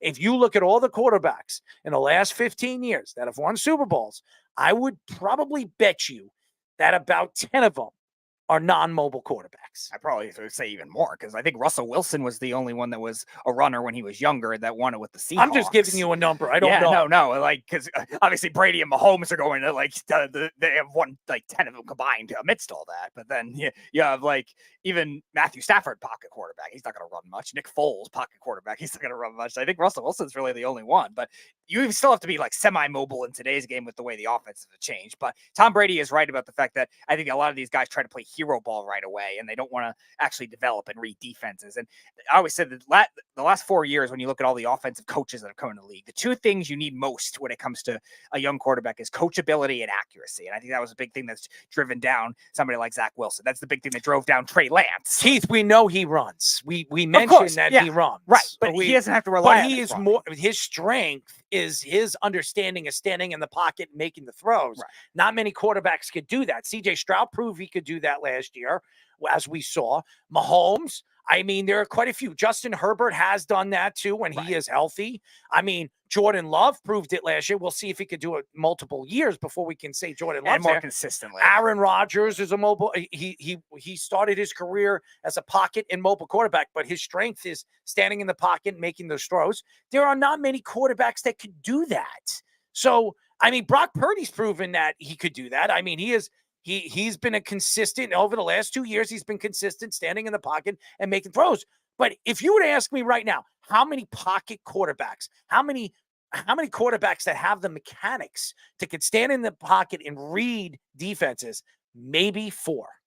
Right. That's it. And that's a big, drastic, extreme example of the difference in coachability and accuracy versus a guy that's just flashy and has a lot of arm talent. Trey Lance versus Brock Purdy. Brock Purdy was a 7th-round pick that had good arm talent, but was not a good decision maker in college. He worked with Kyle Shanahan. He worked up that depth chart, and he made the roster out of nowhere in 2022 when Trey Lance was supposed to start. Now, Trey Lance got hurt. We'll never know what he could have been, but he had a chance to start this year when Purdy was dealing with all those arm injuries he had last year. He was supposed to start the season, and he still couldn't even get the job, and they had to trade him. There's a big difference in that. And Trey Lance has a good arm strength and good ability running, but he doesn't have the other traits in a quarterback. Same kind of thing we were talking about with Zach Wilson and some of these other quarterbacks in the 2022 draft as well that never got anywhere because all they had was this flashy arm talent. Like, they don't have those guys like Brock Purdy that just accuracy read defenses. And I'm reading what Keith is saying right now. True, but it's better if a quarterback is mobile. I disagree, because when you grow up,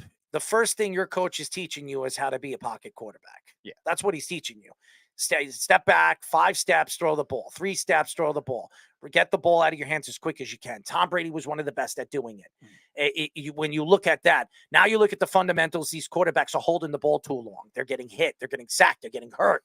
Why? Because these guys are more athletic. These defensive players are running the 40s. I mean, you got a 300-pound lineman running a 40 in like 4.8 seconds. I mean, it's ridiculous how fast these guys are off the line. So obviously it's a different game. It's not like it was when Joe Montana played or Steve Young played. So obviously it's going to be different. But when Tom Brady comes out and says, I watch the game, I see the fundamentals and the mechanics and understand what you need to do to be successful, because I've done it in many different years and many different decades.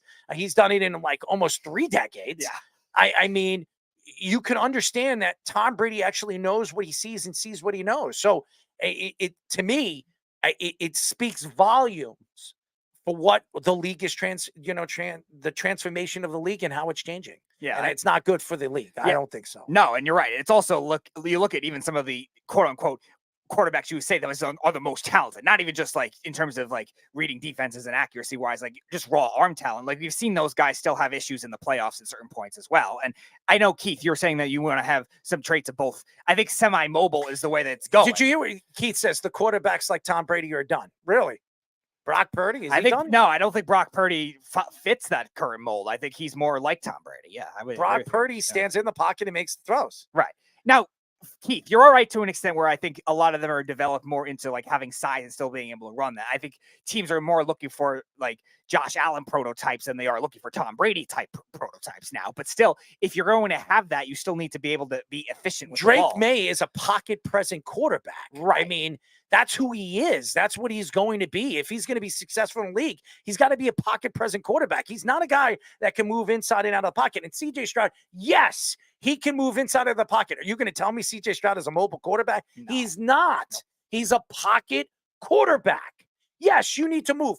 Eli Manning, when he needed to move, he moved. When Peyton Manning needed to move, he moved. I mean, Tom Brady even moved and scored touchdowns too. You have to use your legs one way or another, but you have to use your arm. That's what you're built as. You're a quarterback. You're throwing the ball. Your guys, your playmakers are going to get open. You don't need to put yourself in harm's way. That's why you have these big-time 400-pound linemen blocking and protecting you. Right. And also with these offensive coaching concepts now, you don't really need to play as much of the hero ball, I would say, as you would have thought. Like, even like Brett Favre, like somebody like that. Like Brett Favre was a very talented quarterback, but he also led the league in interceptions because he threw it down the field a lot because of that. I've criticized Phillip Rivers for that at certain points during his career. Now, yes, he's a Hall of Famer, Steve White. He's definitely a Hall of Famer. I'm not going to go as far as that, but you're not getting that as much because of these offensive coaches that are very good. So you don't need those necessarily big arm guys all the time. Are you going to get that kind of thing with a Josh Allen here and there and a Mahomes here and there? Yes, but you don't need, like, we're raving about Zach Wilson's arm strength out of the draft. He had the biggest arm in the draft, and look where he's gone. He's gone nowhere.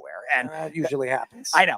I don't even. That's not even a Jets joke. It just happens with like, oh, all these quarterbacks that are supposed to have the best arms are not going to be that. Like, look at the second year, like the year after that, Matt Corral. Everyone was raving about him before his injury as having the best arm in the draft in that 2022 draft, and he's now I think he already traded or a third string like practice squad guy. Like that doesn't matter all the time.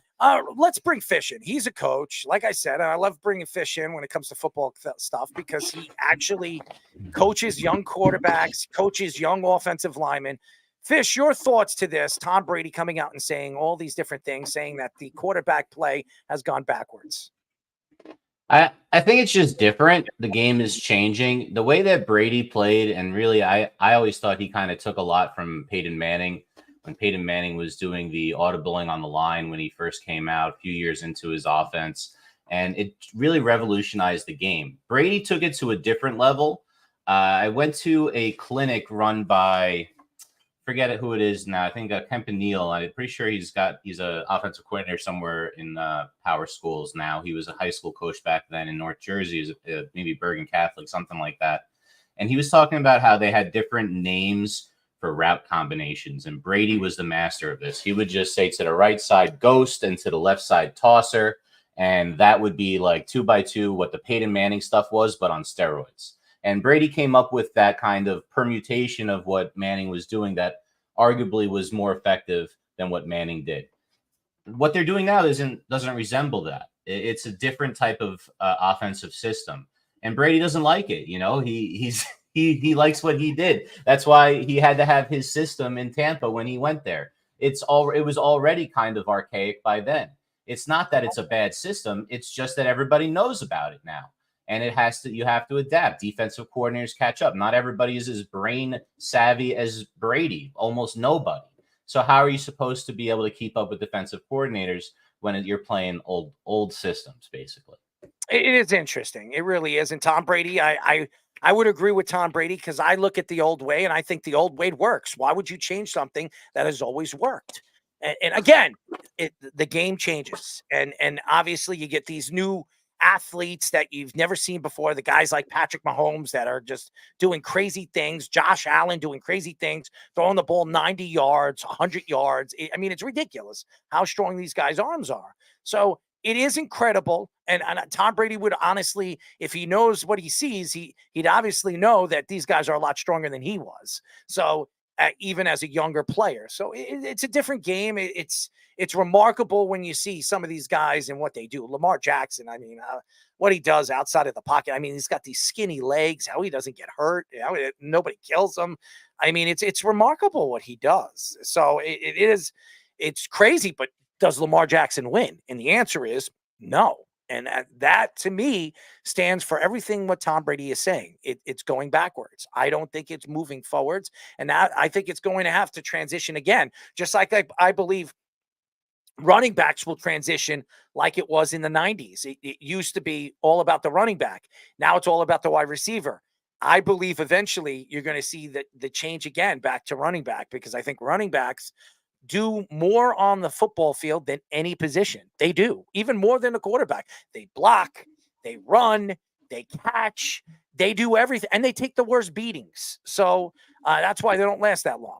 Adam Schefter reports that the Jaguars gave Trevor Lawrence a 5-year, $275 million contract. $200 million of it is guaranteed. $142 million will be guaranteed at signing. Lawrence had one more year left on his rookie contract and a fifth-year option worth about $25.6 million.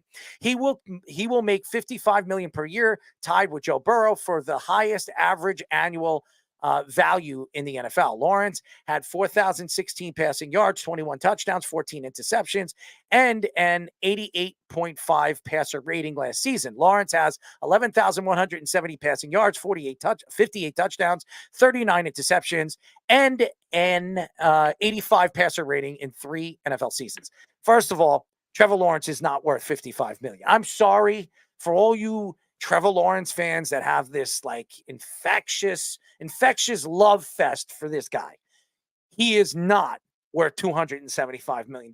Now, that doesn't mean he's not worth it. When you know you have a quarterback that you can build around, and maybe that's what they think, which I don't believe, then so do it. Do what you believe is best for your organization and your team. You have one of the richer owners, so obviously he's going to open up his pockets, and you don't want to lose Trevor Lawrence to free agency. But again, you look at next year's draft class, it's not good. It's not good. So you know that Trevor Lawrence is a guy that is going to be infectious in the locker room. He's going to have his own way of doing things. He doesn't complain. He doesn't bitch. He doesn't do anything. He goes out there and he plays his game. But is his game going to help him win a championship? That's the question. And you look at the value of this team and where this team is going, they're not getting any younger. Okay, I don't care what anybody says. Travis Etienne, as good as the player he was coming out playing for Clemson, he's been a shell of what he was in Clemson. Okay, the guy, I've drafted him back-to-back years in my fantasy league. And the guy can't stay healthy. Last year he played well in the first 2 games, and then he gets hurt, and then he's like trailing all the way through the season. Yes, he broke 1,000 yards. Who cares? He didn't do what I expected him to do this year, where I thought he was going to be a 1,500-yard, running back and do so many things in the open field, catching the ball and doing that, being that triple threat type of player. I look at Trevor Lawrence. He's a guy that can't win the big game. Go look at what he could have done last year. This is a team was in first place all season long, and then the last 4 games gave it away and let a young team, a young Texan team, come back and win the division and then make a run in the playoffs. Now, I'm not saying the Texans don't deserve a lot of credit. I'm not going to say that CJ Stroud doesn't deserve a lot of credit, but Trevor Lawrence should have been CJ Stroud. That's the facts. Go back and argue that point. CJ Stroud had one of the best seasons of rookie he's ever had as a quarterback. And Trevor Lawrence, where everybody thought he was the next Andrew Luck, the next big thing. CJ Stroud, what some people thought was going to fall out of the top 10. I mean, he went up there when he was drafted as the number 2 pick crying, saying that he's going to change everything. He's going to change all the Texans fans' minds. I'm going to bring back a championship. He came out on a podcast and said that he wants to be like Eli, not Aaron. You know why? Because he wants to win multiple championships. I understand what he's trying to say. I believe he's wrong, but that's just my opinion. When you look at the facts here, is Trevor Lawrence worth $55 million like Joe Burrow? We know what Joe Burrow could do. Joe Burrow took a team that had no chance of going to a Super Bowl, took them to the Super Bowl. Yes, they lost. They lost against a better Rams team, but not by much. And the reason why is because Joe Burrow is a sensational quarterback who, by the way, shouldn't have been the number 1 pick. He just had a great year, a breakout year in one season after coming from the Ohio State Buckeyes, where he was backing up 2 quarterbacks, not 1. So it says a lot about what you are as a quarterback. Trevor Lawrence, everywhere he went, from high school, from middle school, from college, he was the best player in the country at that position. And now he's in the NFL right now, and he's getting $55 million. He's not even in the top 10. And you also look at what we were talking about with Brady before, like talent versus productivity on the field versus trying to develop as a quarterback. And Trevor Lawrence is a perfect example of that because he was this generational talent. Everyone thought he was going to be better than Andrew Luck, better than Peyton Manning, this other talent. And he had the perfect prototype to make it work. Now, I will give him a little bit of a pass for his rookie year because Urban Meyer was that bad of a coach. But this year, he has 14 interceptions this year when they were clearly the best team on paper in that division. They were 8-3. And they had no business collapsing. You're reading what Keith is saying. Burrow had a lot more talent. No, not he as a didn't. prospect. No, he Lawrence did was a generational talent as a prospect. A 6'5" he said that Burrow had more talent around him than Lawrence. Maybe he did, but Jacksonville's talent was still good though. Calvin Ridley's a pretty good player, right? I mean, what was the other kid's by Christian Kirk? Evan Ingram. Evan Ingram. I mean, Evan Ingram was a top 5 tight end in the league. I'm going to ask you a question.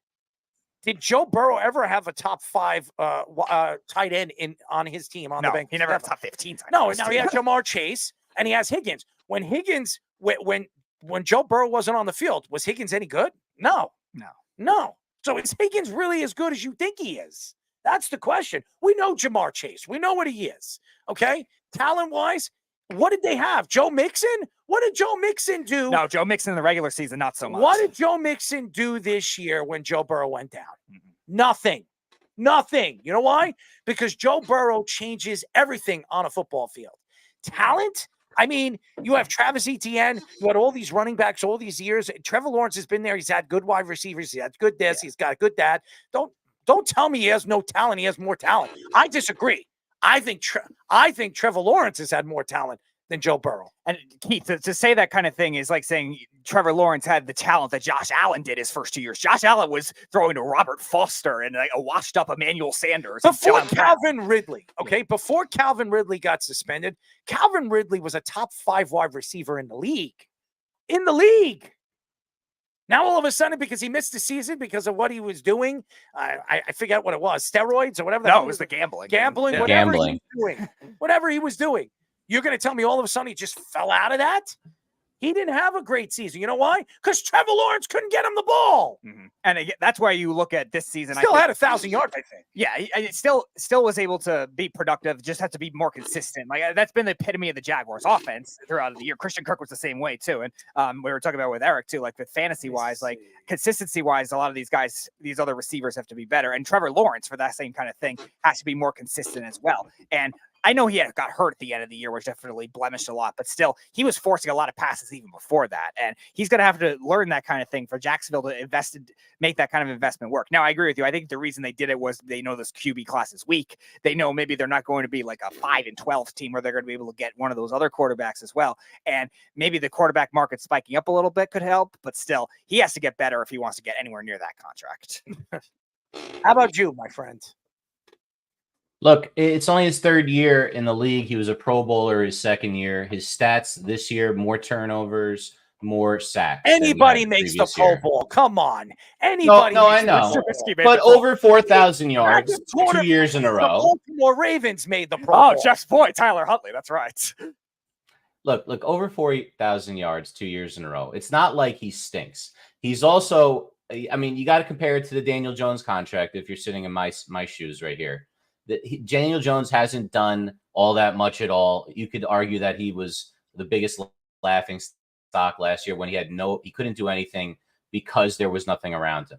Trevor Lawrence has had more than that. They didn't protect him very well last year, but it's no excuse. They fell apart at the end of the season. That's on him. But he's young. Let him learn. He's got the pedigree. He's won at every level. He passes the eye test. He passes the eye test. It's just a matter of time before he puts it all together. He's still really young. He was amazing. You remember as a freshman in the college championship. I still can't get that out of my head. I know, but the way that he performed, the way that he just looks the part, I think it's just a matter of time. It's a when, not if. Deshaun Watson? Do you remember him? Same school. Yeah, I know. And I'm going to tell you this. Deshaun Watson was a better college player than Trevor Lawrence, okay? Deshaun Watson was sensational. And then this whole thing started to happen. He gets traded. He goes all the way to the Browns, and he's missed obviously he missed, a year and a half of football, and then comes out, he's just shell of himself.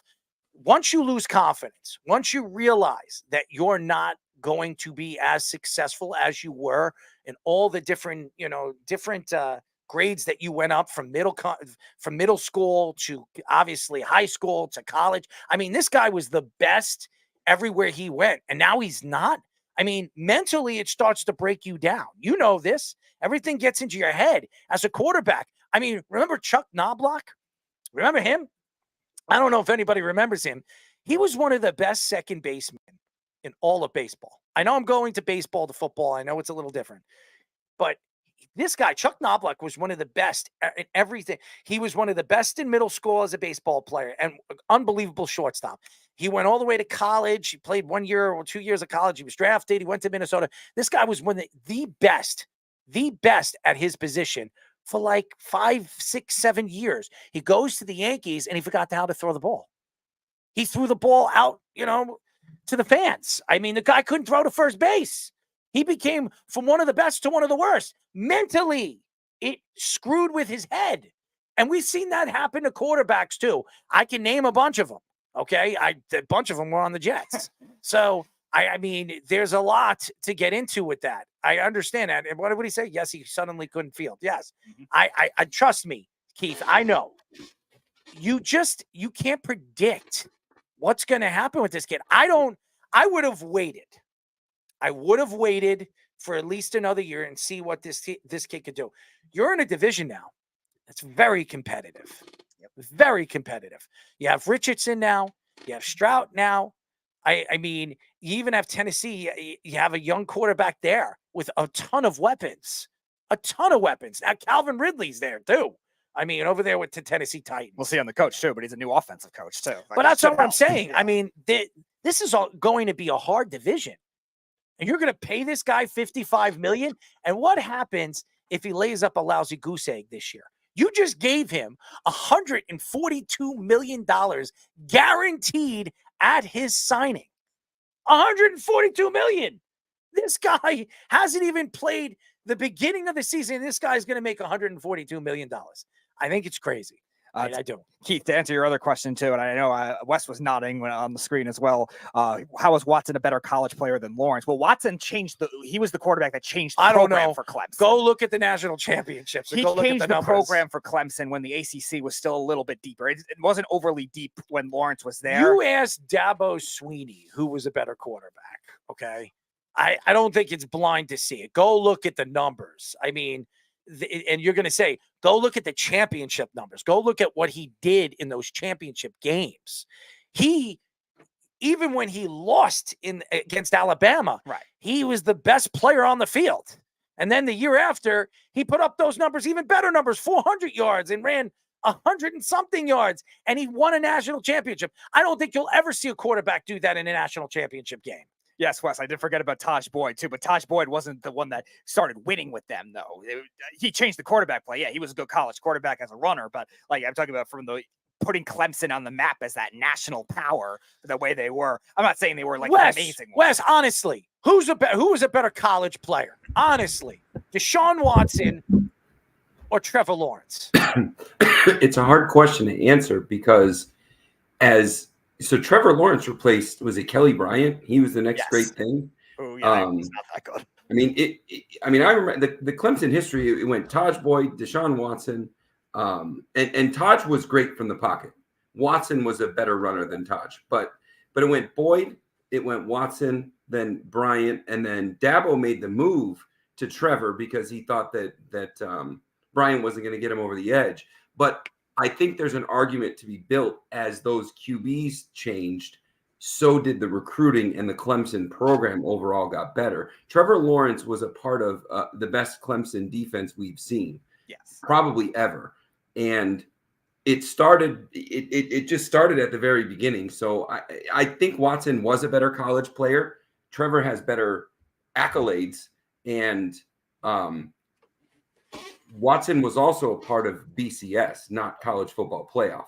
So there was some voting involved in what got him into natty type conversations where Trevor Lawrence was in playoff games and had bigger moments with bigger teams. So I don't know that we're ever going to be able to unpack that one.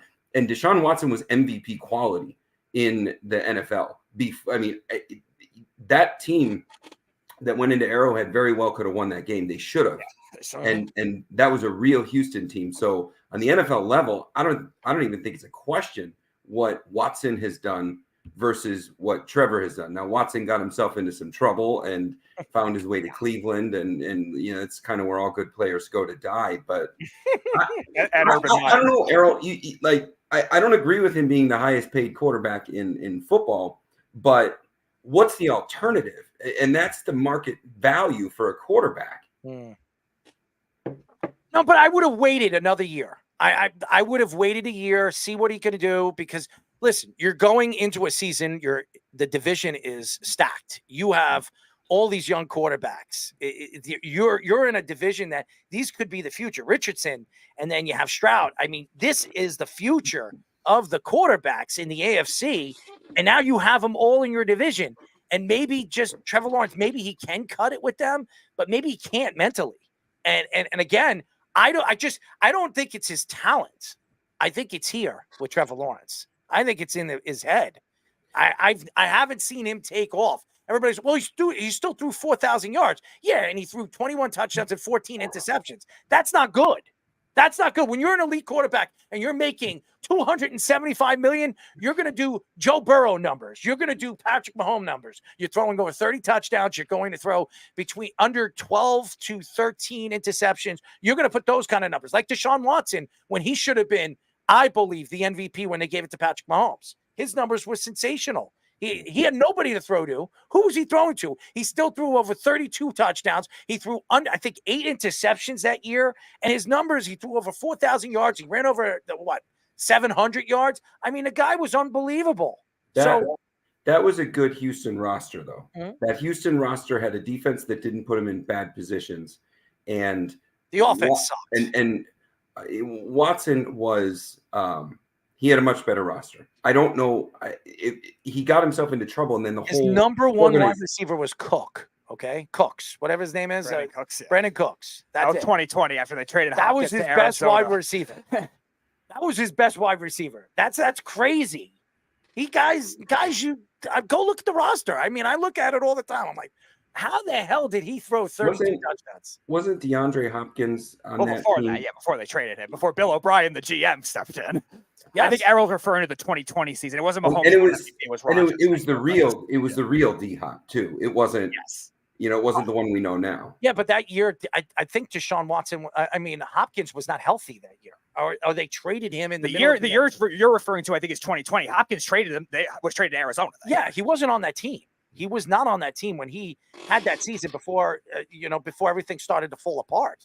He had 30. I'm telling you, it was Cooks. Yeah. He was their best wide receiver. They had nobody, and he did unbelievable. They didn't even have a really good running game.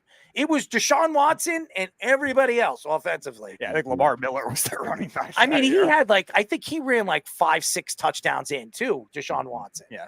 It was ridiculous. He was ridiculous that year. I was very surprised he did not win the MVP that year. But again, that's football, and it's not about winning MVPs. It's about winning championships. The real issue I have with this contract with Trevor Lawrence is not that they paid him market value, because the next guy up at this point, the next guy up is probably Tua, and that'll be a wild one too. But the next quarterback that gets their long-term contract is going Dak. to be it very well could be Dak. And that's a funny one, because if you were to just close your eyes and look at him up against Patrick Mahomes, the statistics are almost identical.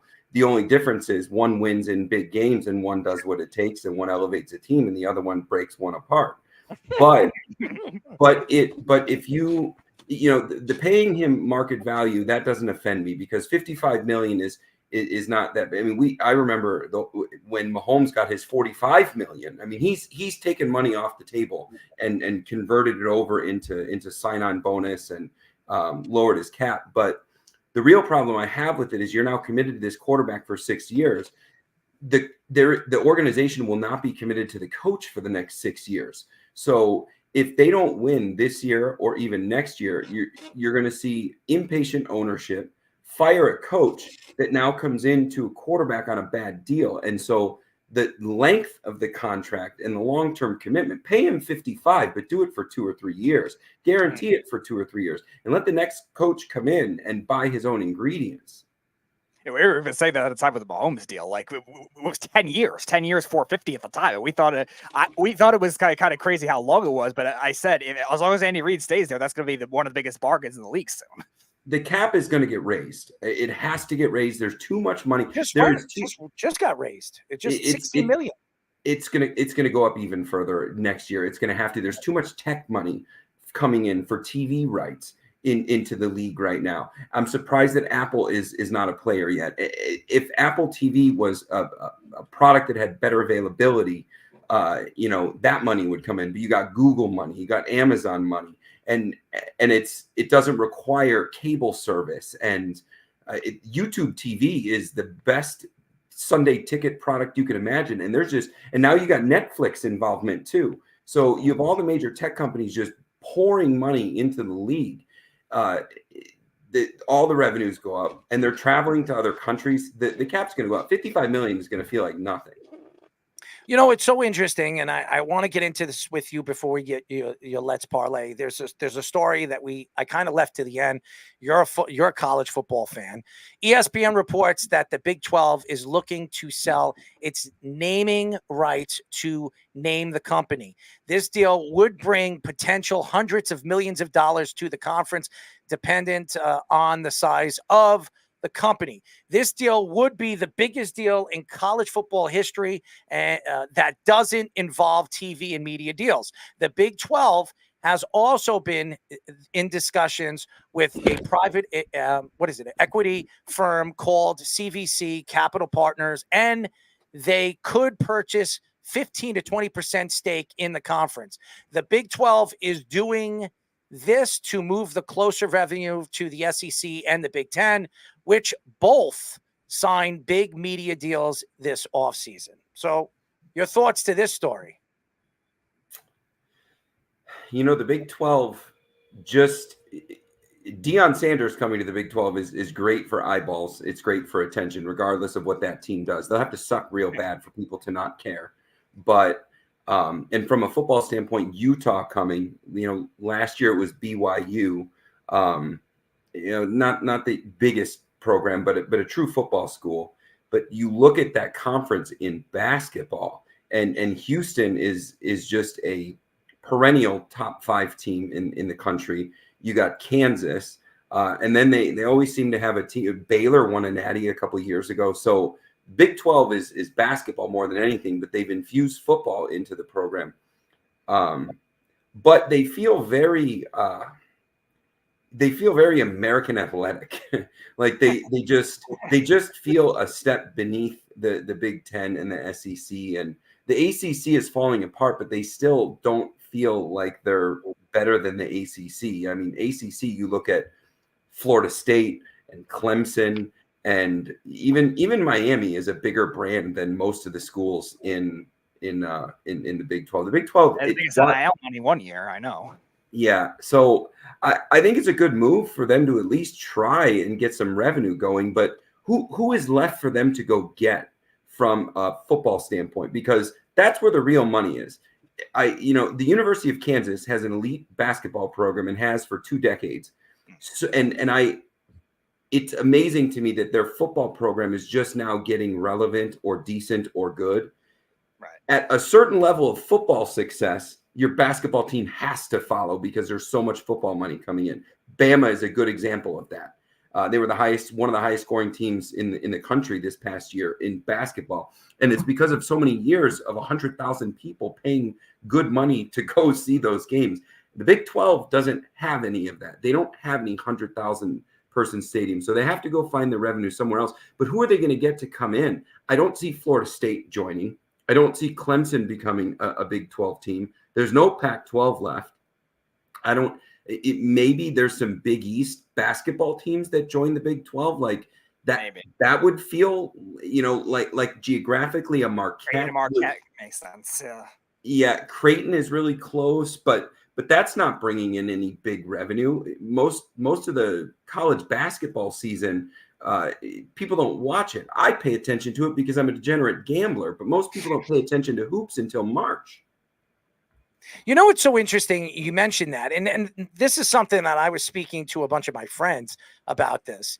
If you're a top school, you're a top collegiate school, football, basketball, you take all the programs, you put them in 2 divisions, and you let them play against each other. You want to see the best football you possibly can see. That's what I want to see. I don't want to see, Florida State, which is a top 5 team in the country, play a team I never even heard of from Montana. Okay, I don't care about that when they're winning 80 to 10. I don't want to see a game like that. I understand it's good for the betting man, or you want to bet this player is going to score this and that. Great for them. I want to see the best possible football. I want to see the best players play against one another. I don't want to see this. Now, I look at the money. There's a lot of money being brought in. There's so many TV deals. There's so many opportunities for these players to make money now. It's great. It's great for college football. I've been saying that forever. When I look at the game and I look at the transition of what the game is from college basketball to college football, it's only going to grow. There's so much money to be made. There's so much money been hidden from different programs for many, many years. And you look at all these other players and all these other opportunities like Johnny Manziel. Johnny Manziel was trying to find a way to make money because his family didn't have it. Everybody thought he was a rich guy. But when it came out, he doesn't come from money. He doesn't come from an oil company that his family owned. That was a lie. Okay. These guys, most of these families don't have money. They don't have any of those things that a lot of these other families have. And that's why when you go to St. Anthony's over here, or St. John's, these players, even if you're a great player, if the kid's family endorses the program and is bringing money to the program, they're going to play over the better player. Why? Because it's all about money. That's why. And that's the facts right now. So them bringing money and bringing ways to make money through this, hey, I have a better idea for the committee. This is what you do. Instead of leaving out my Florida State Seminoles out of a run, which made no sense. And that's why none of their players actually played against the Georgia Bulldogs. Who knows what could have happened? Not just me. My thought here is you take the best teams in the country. The best teams in the country. You put them in 2 divisions and you let them play against one another. And whoever wins. If you have a 12-team tournament, so be it. We see the best teams play against one another. So, Errol, what you just described is called the NFL. Mm-hmm.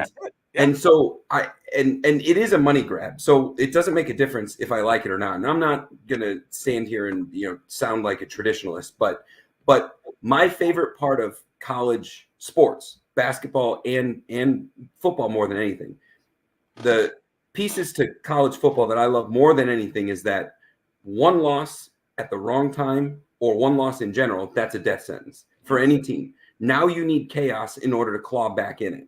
There's that part. The other part is that you and I get to watch Alabama play, St. Joe's High School and beat the hell out of them 53-0. And then Petey and I get to argue over if Ohio State is better because they allowed 10 points against another high school on a random week. And the debate is what makes college football the greatest.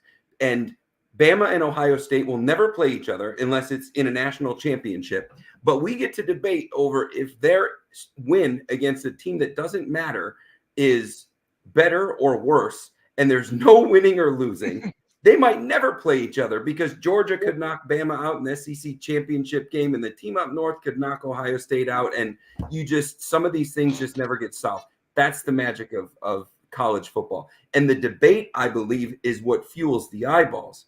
This thing is going to turn into another NFL where the best teams play each other, and suddenly 2 losses goes into the tournament. And then we have the Giants that took down the Patriots, which weren't even a mediocre team, but they got hot and won a tournament. Right. And also, Wes, you bring up That's what I want to see. all the other. That's what I pay for, baby. If I'm going to sit there and watch a damn basketball or football game in the national championship, I want to see something that's going to surprise me. I don't want to see somebody dancing and prancing over there because they won a national championship because they were going to win it before the season even started. Come on. The Georgia Bulldogs, okay, for years, and they're still one of the best programs in the country. Okay, we all know that, and we expect it to be there next year too. Now that Nick Saban's gone, it's all about the Bulldogs. They're going to be up for a national championship again. Honestly, you sit here today. I want to see the Georgia Bulldogs getting that Final Four. I did not want to see Alabama there. Alabama did not belong there. Okay, they did it. I wanted to see the Seminoles. I am a Florida State fan, but they were undefeated. How many undefeated teams that played, I think won, how many top 25 teams? They beat like 7 or 6 top 25 teams this year. How does a team undefeated not go into that Final Four tournament? It makes no sense. It was the first one of a Power 5 conference ever. They could have gotten in because they deserved it. But if you look back at the last 4 or 5 years of the playoff, you go back to when the college football playoff started, there's always some controversy about one of the teams that gets in. Florida State was not even a top 10 team without Jordan Travis. That's all there is to it. It would have been a blowout loss. It would have been a miserable embarrassment. So they should have been in on their resume, but without Jordan Travis, they were not the team that was ranked where they were ranked. But you can just keep looking backwards. Cincinnati got into the playoffs because they deserved it. And how did that go? We could talk about some of the Choklahoma teams. Better than expected, though. That Cincinnati It's so funny you bring up those 2 teams, and Jordan Travis is a Jet, and Sauce Gardner's a Jet. Well, I'm not saying anything bad about those players, but what I am saying is the year Cincinnati got in, there was another 2 teams that should have gone in that were better, but because of the undefeated status, it just didn't work. The Ohio State team was better than Cincinnati that year. Question. Notre Dame was the other one that was close to that year. I bet Cincinnati beat them head to head. Notre Dame was close, and Alabama did belong in that for sure. They belong just because Jordan Travis wasn't playing. With Jordan Travis, I think Florida State would have made a natty. But yeah, I think that defeats the purpose of the process of what we were talking about, though, before that. Like, that was Florida State was the first Power 5 undefeated team left out. And I think just doing it based on those metrics is what they've done for years, even regardless of the injuries, too. Because there's other teams that have injuries, too. Like other quarterbacks, other defensive players have gotten hurt, and those teams have still gotten in anyway. So why Florida State? It's all about money. For that was a defensive player, though. And I have to think like a gambler, like a point spread guy. A quarterback can be worth between 4 and 7 points on a spread. Yes. A defensive player more times than not, unless it's an elite pass rusher, like a sack and a half a game kind of guy. Sure. Unless it's that type of person, you're not even talking about 1 point on a point spread or on a line movement. So, but yeah. How about you, Fish? What are your thoughts? It just sends the wrong message. You're undefeated. You haven't lost. You beat top teams. why would you not be in this, the chance to go to the end? That's the whole point. Now, if you trade it like this, where it's this conversation you guys were just talking about, that's subjective instead of objective. And in sports, I guess you're saying this is NFL, Wes, but I like objective. I like to know who would win if they play, so I want to see them play. I don't want to have the water cooler talk like, they're better. So you want to see some college you never even heard of, Division I college, play Alabama and just say, hey, you know what? Maybe they could win. I don't want to see that. I have no interest in seeing that. As a matter of fact, I'd rather take a dump than watch that. Okay? That's what I would rather do. I'd rather sit on my toilet and read a newspaper or watch some, hot flicks on YouTube than watch that garbage. As you know, I'm not somebody like Wes that's going to bet on college football, or even Jeff or Snug or any of you guys, all you handicappers out there that are going to watch college football games religiously. I'm a Seminoles fan. Do you know how many games I watched of the Seminoles this year? Probably 3 or 4. That's it. That's all I watched. And that's counting the playoff game that they, whatever you call it, against Georgia. Okay. Orange Bowl, Peach Bowl, whatever you call it. I mean, how many balls are there? I mean, Speedy, you have only 2, right? Speedy, you have 2 balls? 6 New Year's Eve bowls. Speedy, you have 2 balls? Bowls. Oh, all right. I'm just saying. But there's 6 New Year's Eve bowls, and Fish, like you were saying, like the only reason they do those games is really the big schools paying the small school a ton of money to help their program. I'm really talking more about the player perspective, Speedy. It's you play the whole year. There's 53 guys on an NFL roster. There's almost double on a college roster. Yeah. You got these guys playing, working towards this all year. They haven't lost. What kind of message are you sending them, saying that they don't even have a chance to compete for what's really important? They should have earned that chance, which is why I like the expanded playoff system, because they're going to get that chance, which is objective instead of that subjective BCS. You play in a crappy division. You play in a crappy division. If you win the crappy division, you get to move up. Yeah, I mean, that's how it's based. Yeah, I'm just trying to. I want to see the best teams play against one another. And listen, if the players want to be seen on national television, go play for Notre Dame. Go play for the Seminoles. If you think you're that good, go and play against those. Go play for those Power 5 teams. That's what you want to do. You want to be center stage. I mean, for years, the Fighting Irish, everybody wanted to go and play for the Fighting Irish. Because why? They're always on the national television. Yet they're so resistant to actually join a conference. It's funny. Alabama. Why do they bring in all these players, these future NFL players? Why? Because they're always on television. That's why. Ohio State, the Buckeyes, you know this. Wes, you're a Buckeyes fan.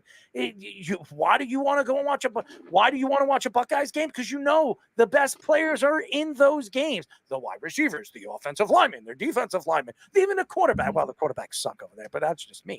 Except Joe Burrow, who, by the way, didn't win a championship until he went to LSU. So you know what I'm talking about.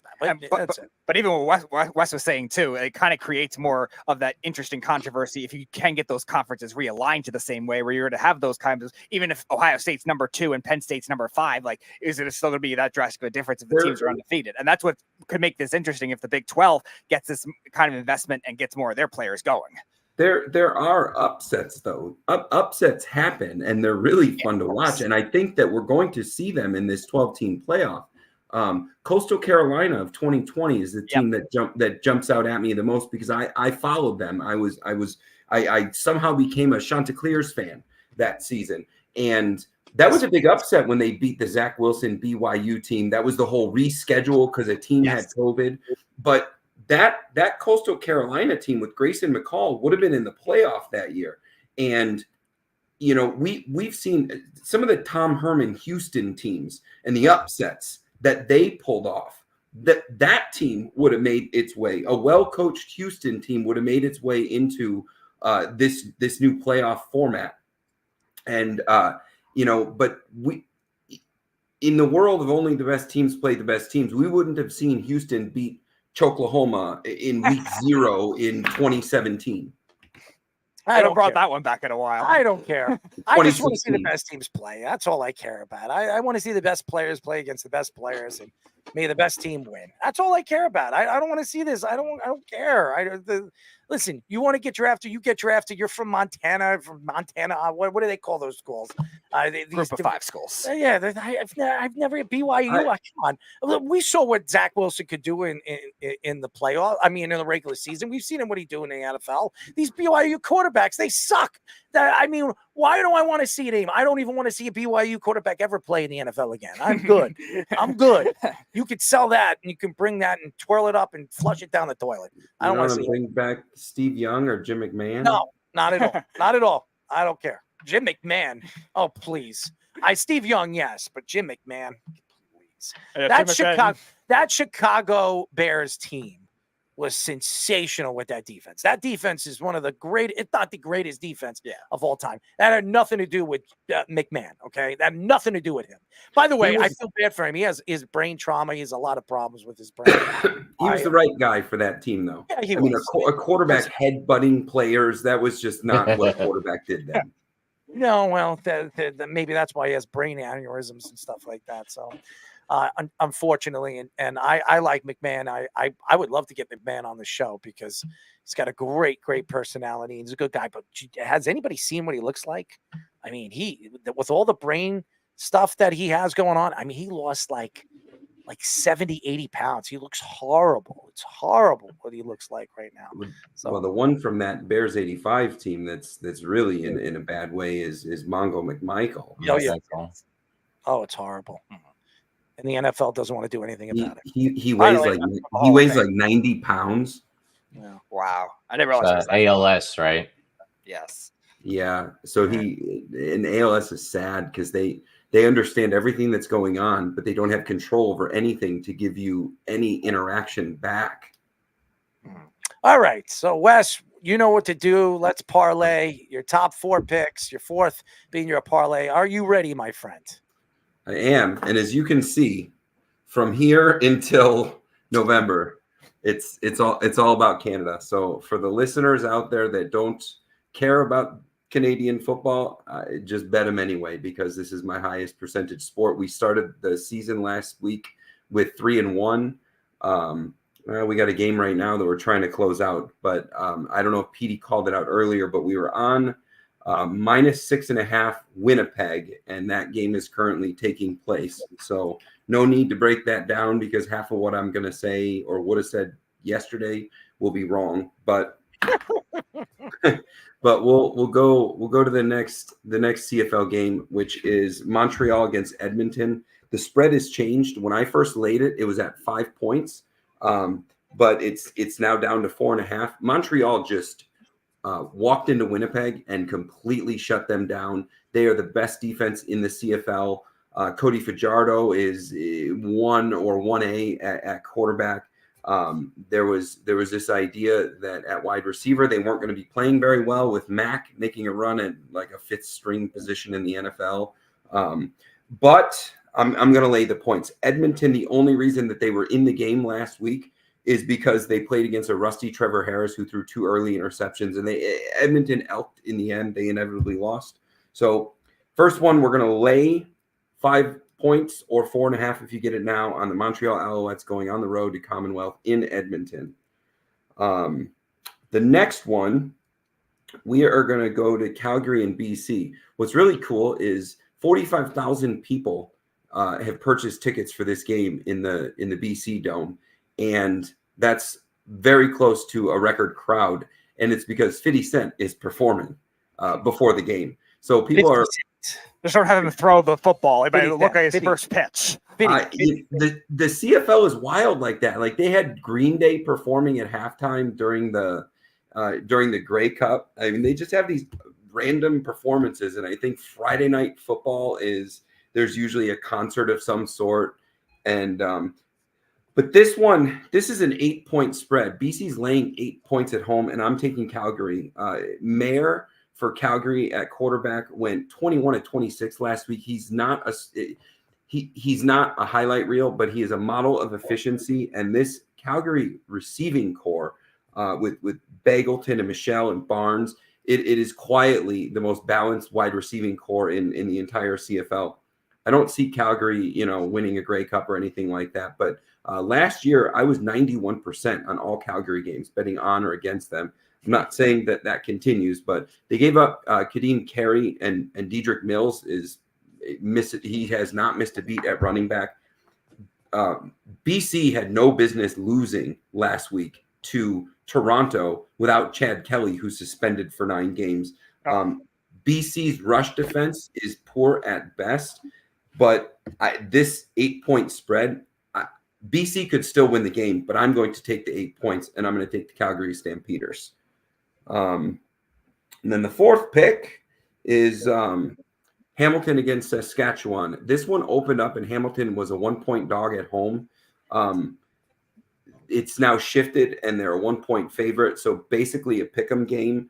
But Bo Levi Mitchell threw for over 300 yards last week, coming off of an injury season last year. He's one of the older quarterbacks in the league. He's actually the quarterback that got me loving CFL. He's like my first fanboy favorite guy in the CFL. But Butler rushed for 119 yards.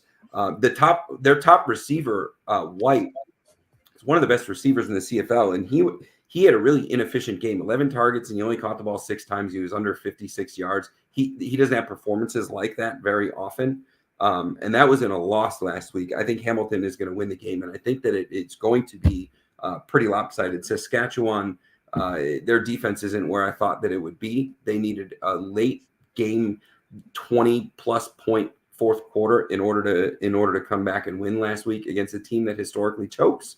So, I think Hamilton is going to be the biggest win of the week. I think that it's going to be a double-digit win. All right, Mr. Worldwide Wes. You want to stay on a little bit? Get used to Canada. Yeah, I'm happy to hang out for a little bit.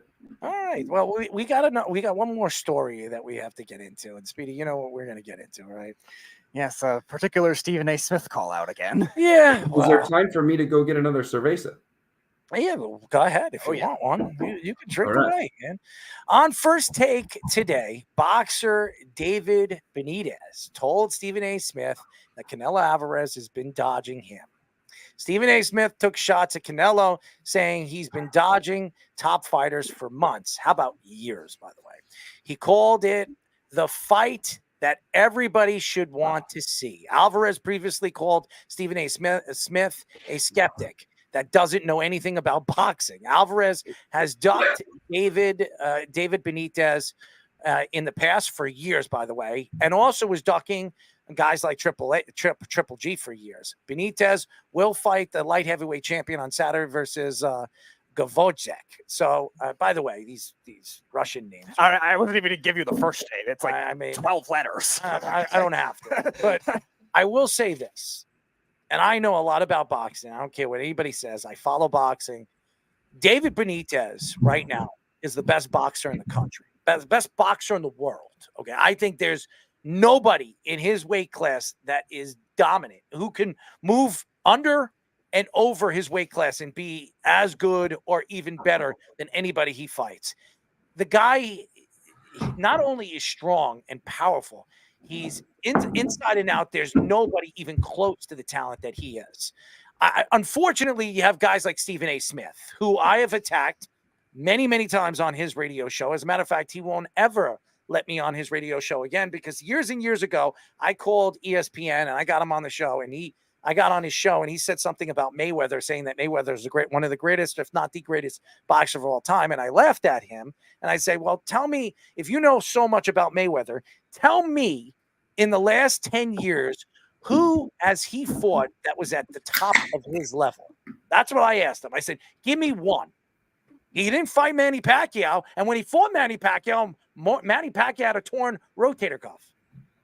He has never fought anybody at the top of his game. And that's the facts. Cotto, I mean, every time he fought somebody, he would find a way to cheat or do something. Now, De La Hoya was at the tail end of his career. Now, that fight with Oscar De La Hoya was one of the best fights I've ever seen. I grew up an Oscar De La Hoya fan, and I didn't hate Floyd Mayweather. I was also a Pernell Whitaker fan, too. I grew up Sweet Pea when he fought Julio Cesar Chavez.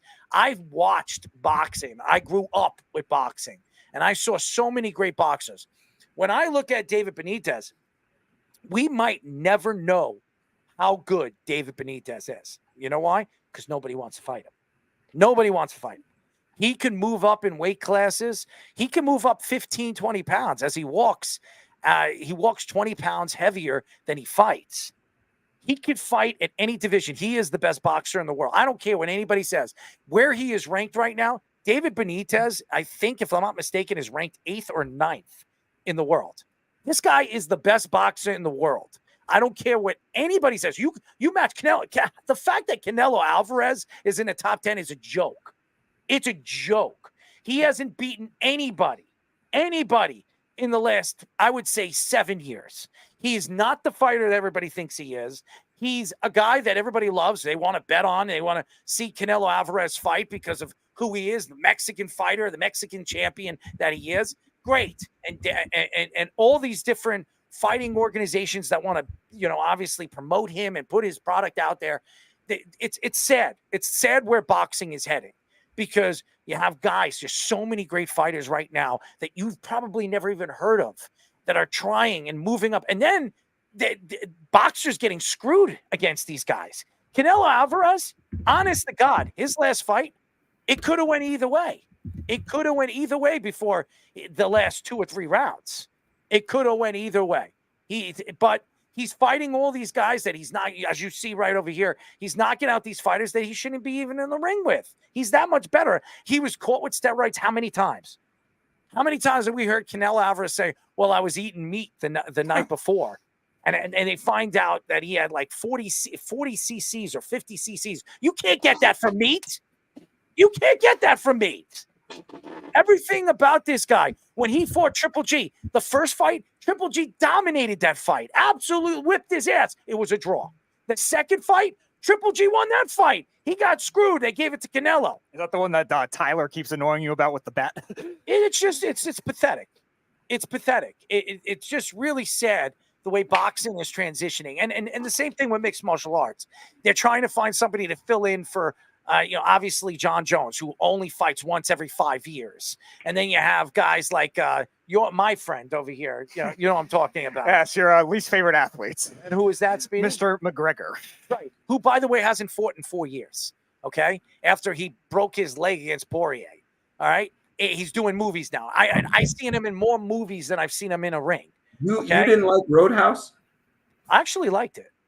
I'm a Roadhouse fan. That's not Patrick Swayze, okay? No. All right. Not the original. No, and by the way, do you know that they gave that movie 2 stars? The Patrick Swayze. Well, my disappointment was they never used the line, I always thought you'd be bigger. That was like the line in the original, and they didn't do any of that. They didn't do a lot of things in the movie. But, getting back to Stephen A. Smith, the guy doesn't know anything about boxing. He doesn't know anything about mixed martial arts, but he's there at the fights. He's always the center stage of everything. And it pisses me off. It really does. Because when you go to him and you ask him questions about this, he has no idea what you're talking about. And then he comes out and he says, Floyd Mayweather. Do you know that Floyd Mayweather wasn't even the best fighter in his division when he was the champion? He was undefeated. I bet you didn't know that. And by the way, Manny Pacquiao, all the fighters that he fought after Manny Pacquiao fought them when they were at the top of their division.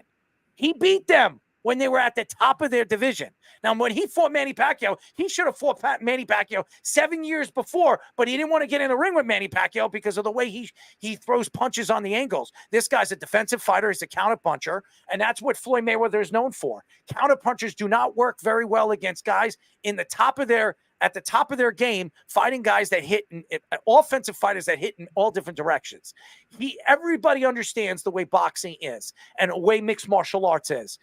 But the one guy that shouldn't be talking about is Stephen A. Smith. I can't stand listening to him when it comes to this. I have a lot of respect for him when it comes to basketball. Anything else from it, when he attacks, the Cowboys. Now, I'm not a Cowboy fan, okay? I can't stand certain things about Cowboy fans. There's no question. When he goes on national radio and then he goes on YouTube and slashes and beats the hell out of Cowboy fans and Cowboy Nation, taking shots at Dak Prescott after Dak lost that game recently in the playoffs and taking shots at him, like Green Bay Packers, like it was his fault that his defense didn't show up in the game and left everybody open. Yeah, he threw a couple interceptions. It was his fault making mistakes that he did. It wasn't all Dak Prescott's fault. But you know what? Stephen A. Smith, because he's a Cowboy, because he's a quarterback, hey, you know what? I'm going to blame it on him. So I don't like listening to Stephen A. Smith because of the fact when he's a hater of somebody or he's a lover of somebody. And by the way, does he know anything about Canelo Alvarez? He's telling me that he's been ducking and weaving. What does he know about Canelo Alvarez? I bet you Stephen A. Smith couldn't tell me who Canelo Alvarez fought in his last 3 fights. I bet you couldn't. What is Canelo? I got an easy one for you. What is Canelo Alvarez's record in his last 3 fights? That would be an easy one. I bet you couldn't tell me. I bet you he couldn't tell me. By the way, he's 1-3.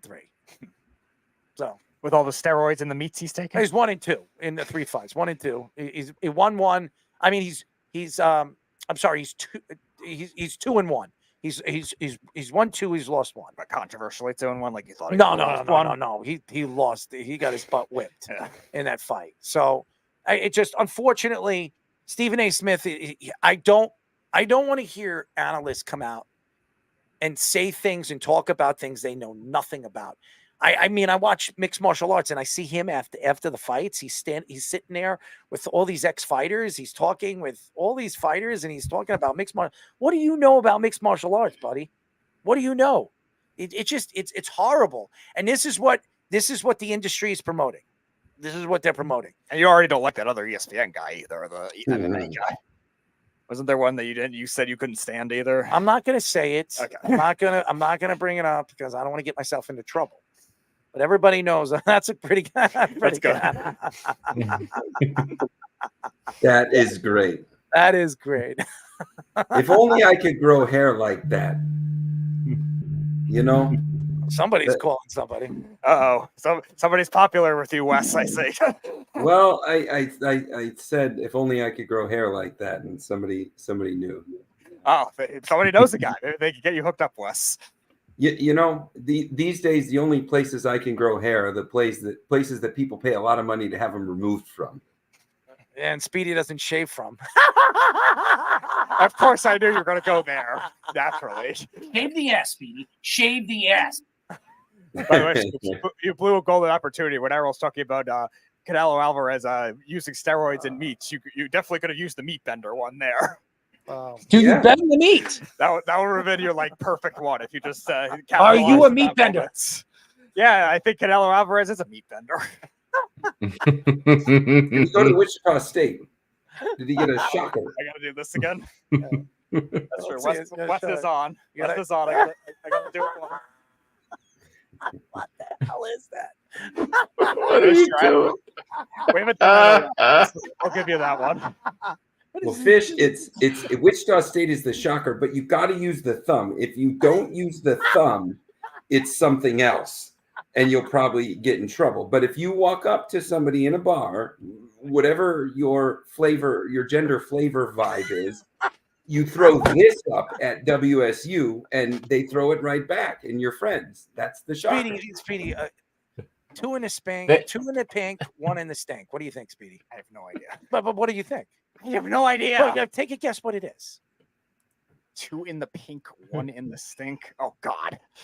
Oh, wow. I'm going to assume it stinks, so I'm not going to go there. But what would you do? Would you do that? It would probably stink. Whatever I do would probably stink. You're probably right. It has to be cleaned, you know? It probably does. Random sexual scenario. Yeah. If it doesn't stink, you were probably prepared for it, and good for you. I don't know how prepared I would be for that. I was more prepared for you for the Wichita State shocker thing again.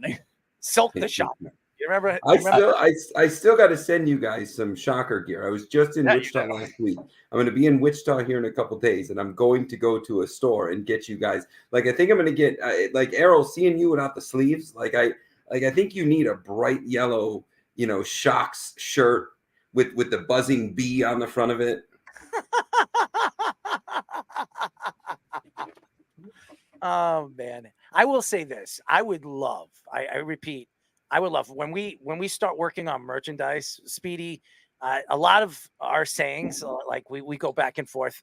It would be so funny to give away shirts like that. Speedy, what is my favorite line?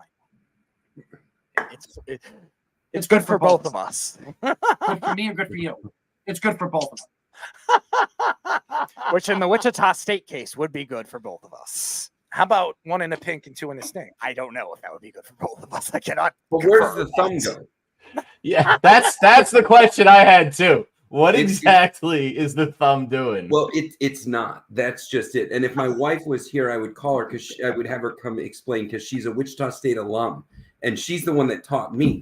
You throw up the shocker sign like this. It's what Errol is saying with the 2 in the pink and the 1 in the stink. But the thumb makes it okay. The thumb makes it Wichita State, WSU, go Shocks. You gotta silk the shocker, Speedy. Show him with the thumb.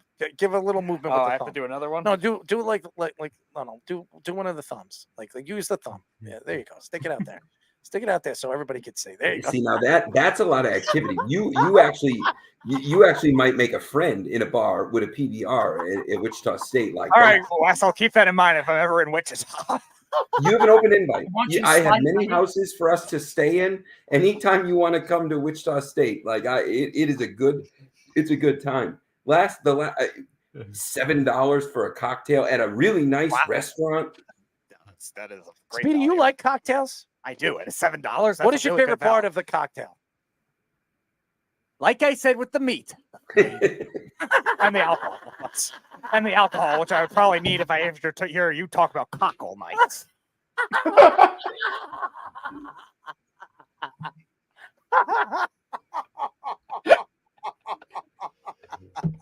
Do you think Stephen A likes the cock or the tail? I would say the tail. Apparently, I think Errol would want to watch Stephen A. Smith get his tail whipped. Spanking. Hey, listen, anybody, especially you, Speedy, shocking anybody. I mean, all you got to do is you got to give them. You know what a beaver is, Speedy? Do I know what a beaver is? You Not know in what the a beaver context you're thinking. No, but do you know what a beaver is? I know what the animal is. I don't know what the context. Well, it's you're an thinking. animal. It's an Yeah, animal. Yeah, I know that. Show us what you would do to a beaver with your thumb. No. Show it. Show it. Let's see. How would I know what to approach with my thumb with a beaver? There's a beaver right in front of you. Show us what you. Why would I do anything with my thumb? Show us what you do. Why would my instinct be to do anything with my thumb? It keep the beaver intact. Show them what you would do. I don't think that would matter. Show us what you would do with the thumb. Go ahead. Show it. Wes doesn't want to see it. There it is. What? I'm gonna try a different approach here because Wes is not on the screen. I'm not gonna do the. No, I'm on the screen. I was just trying to think if there was a beaver sign. Like I was looking up. I don't know if Oregon State has anything like that, but you know, Speedy and the Beef. I mean, that's there you like, go. That would be a great show. Is there a weird bee that you could make out of this? Like, no, do this, Speedy. Do this. What is that? Do this. That's a triangle. That's Speedy, like a prism. Speedy, this is what you do. Come over Yeah, here. a prism. No. Put the thumb between the beef right here, like that. Yes, and now stick the thumb right there, right in the middle. Right in the middle. There you go. There. All right, look. Actually, wait. Look at Wes. Wait. Wes, it kind of rotates. Now it's kind of like a bee. So, okay, so I just looked it up. So the beaver sign is, let's see, they do this. They do this. That's what Oregon State does. Look what he's trying to do. That's the beaver sign. Oh wait, is it curl like that? Okay. Yeah, they do that. All right. They curl the fingers and they have this, but I think you have to do both of them. And I don't know how that's a beaver. I mean, I know this is a horn frog. Yes, I know that one. I've seen that one. Yeah. Would you stick a horn frog up your ass? No. Why? Isn't a horn frog poisonous? Yes, I was gonna say. I'm pretty sure it's not only poisonous. I think it's like one of the most dangerous ones for like not a snake, like any other type of amphibian. Hospital. Yes, thank you. Where does a horn frog exist, and how is it relatable to Texas Christian? It's probably somewhere in the desert, I would imagine. It's probably one of those like desert, like Gila monster type things. Maybe it's one of those. Gila monsters, Loch Ness monster. No, now you're going mythological now. Well, This is a beaver. This is a beaver. Speedy, I'm going to call your team the Bigfoots. The what? The Bigfoots. Oh, the Bigfoots. Yeah. I don't have a team, but okay, fine. Well, you do have a team. I don't have a team. We're a team. We're a team. I keep telling you, we're a team. I still was voting for the Kraken to be Seattle Sasquatch. You like Sasquatches? I don't know. I never encountered one. If I did, I wouldn't be here. I like to get those Sasquatch beef jerkies that they sell in gas stations. I don't know if there's any gas stations in New York. I know in Jersey they won't let you out of the car. I've never seen one. What have you seen, Speedy? Have you ever seen anything? I've never seen a Sasquatch. Yes, you have. No, I haven't. If I've seen a Sasquatch, I either would be dead or not here. Some of the rats in New York City are probably Sasquatch They're big. size. They're big. I've seen a bunch of them. Yeah, they're pretty big. Are they friendly or are they still hostile? Well, it depends if you want to pick one up. I'm not taking that chance. Well, you could put it in your pants. I don't care. Richard Gere did that. Thank you. Allegedly.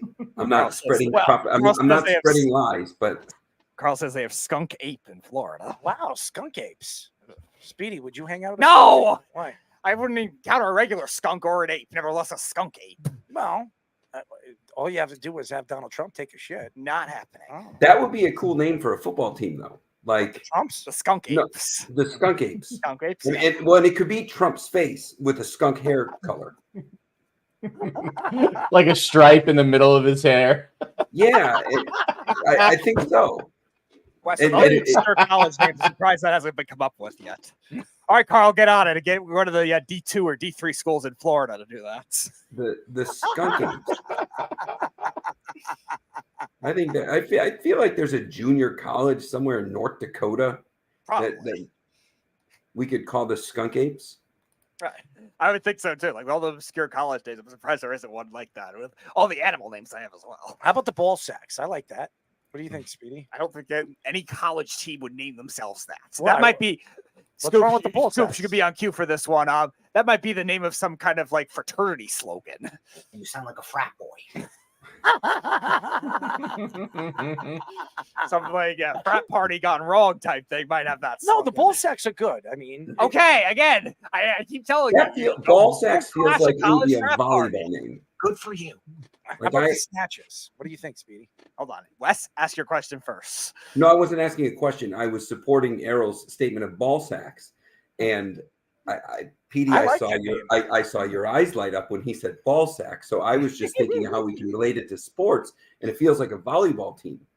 Oh God, How about the Fondles? What do you think, Speedy? no, Why? I'm not fondling anything. The Fondles, the Fondles could have a piano. You know, a dude like this stroking a keyboard. Oh, the Strokes. How about that? How about That's a band, first of all. How about- Second of all, no. how about different strokes? What do you think? For a sports team, I don't know how that would apply, but No, the different strokes. okay, that's a swim team. That's perfect for a swim team, I guess. How about stroking the knob? What do you think? I don't know what that means, but okay. There was a song from the early '80s, so the Strokes comes with its own song. No, I know. I'm saying like the context of it didn't make sense for that, except if it would be for a swim team, or like you're saying, like ball sacks. I guess could apply for a volleyball team. I suppose. You think we can but involve still. Michael Phelps? I would call him a real stroke. Maybe he'll race a shark again. How about the plentiful ball sacks? What do you think? Again, Wes already mentioned that could No, apply. but it's a different name. It's the all plentiful. right, that'll be the rival for Wes's hypothetical But what volleyball. do you think teams. about the word plentiful? You like that word? Yeah, it's useful. Good job. It's useful. They're resourceful in that case, which you kind of would have to be for a volleyball team, so that works too. How about the chicken heads? What do you think? Oh God! Of course, they're going back to going there. What do you think about the chicken heads? Not as useful for a volleyball team. Much more useful, maybe for maybe one of those like high jump type things. High jumps, the chicken heads. Well, heads. You have to extend yourself. Ladies and gentlemen, for the high jump, the chicken head herself. You have to extend yourself. I feel like somebody would go to court for that. Like there's a lawsuit calling. Oh, yeah, they would for ball sacks. Well, it just depends. It just depends on how you do the logo. Like I said for a very long time, I know this is controversial. I'm now about to cross a line, but I said for years that the Washington football team had the wrong marketing people. They could have kept their name the Redskins. All they need to do is put a potato on their damn helmet. There you go. Just put a potato. It's all about the marketing. So ball sack, if you had a ball going into one of those mesh net bags that we all saw in PE class in middle school, and that's a ball sack. Carl says the bountiful melons. Speedy does love the watermelons. Well, how about the bountiful melons with a picture of watermelons? There you go. How about the Adolf Oliver nipples? What do you think about Yeah, that? you're talking to a Jewish man. There you go. I mean, how about all right. There's nothing Adolf that I will celebrate. All right, Amanda Hump. How about that? What? What do you think about that name? Amanda Hump. The Humps. All right, so now you're trying to. I don't know if this sport exists, but now you're starting to feel like what an equestrian team would do with a camel. I'm not sure. Now, if it was a camel, can we use the toe as the logo?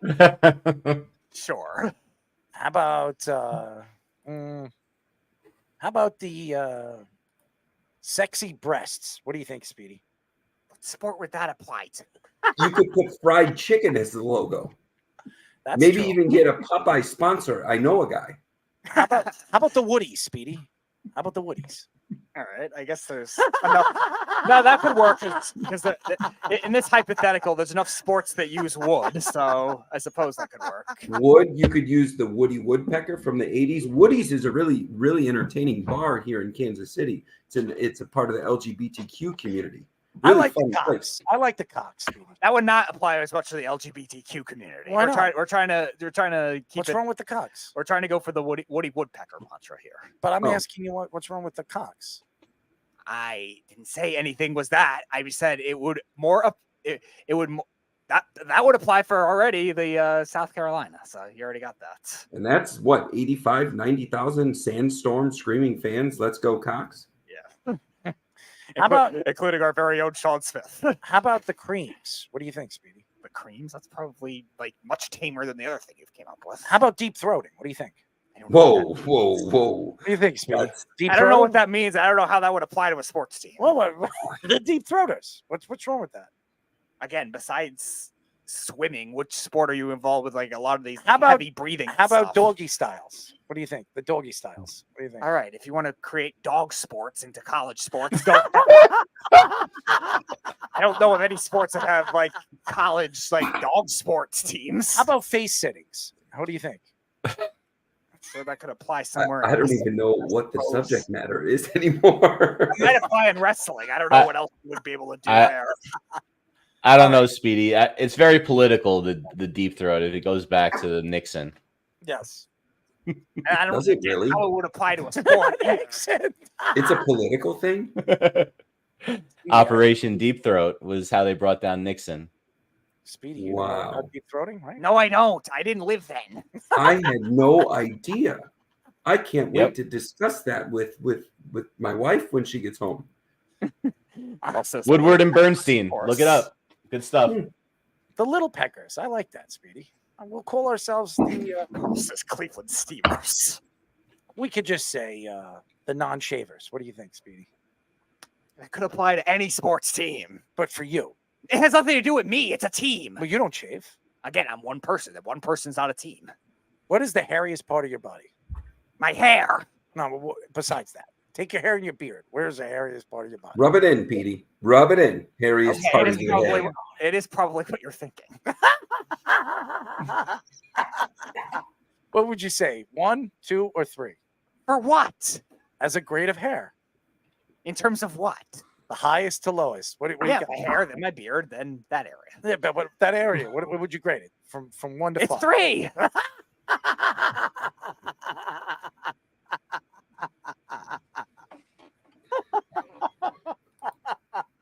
Hey, Speedy, if I gave you like $1 million, would you show everybody what you got over there? No. not stopping you from doing it. Ding, That's ding, worth $1 million ding. to you. What happened? That's worth $1 million to you. I would do it for 50,000. I know you would, because you're I'd do it shameless. 50,000. You're shameless. I know you would. I'd be like, hey, I love guys. how Wes immediately goes to the value of the bet. That's what happens when you're betting and involved in real estate. I mean, I could just think of different ways. If you really want to pay him $1 million, just schedule it out about 6 months, and let's. Speedy won't do it. That's why he's saying he already has his house for me whenever I go to Wichita. There you go. I mean, Speedy, you're rocking, man. You're rocking and rolling tonight, man. I mean, you are the king of the radio. You're the king. You're the king. Fellas, on a sports Yes. matter, this Canadian football game was just delayed due to weather, and Winnipeg is on the 41-yard line on a game-winning drive with 2.5 minutes to go, and the game was delayed for weather. Was it snowing in Canada in the summer?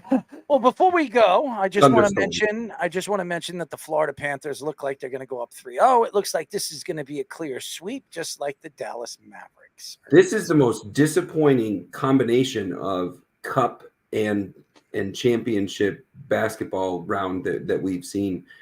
And in both leagues, the interesting part is we're looking at these superhero stars that we just are dying to crown. We would love to crown McDavid. I think that most of the country would love to see Luka get crowned. And this is Bobrovsky. Florida is scoring goals, but Edmonton is out shooting them for the most part. I mean, Game one, they badly outplayed them. Yeah. I mean, this is all Bob that's winning this. He's only allowed more than 2 goals, I think, twice this entire playoff run. Mhm. And Florida is the most penalized team in the league, which makes it even more interesting that they've made it to the Cup.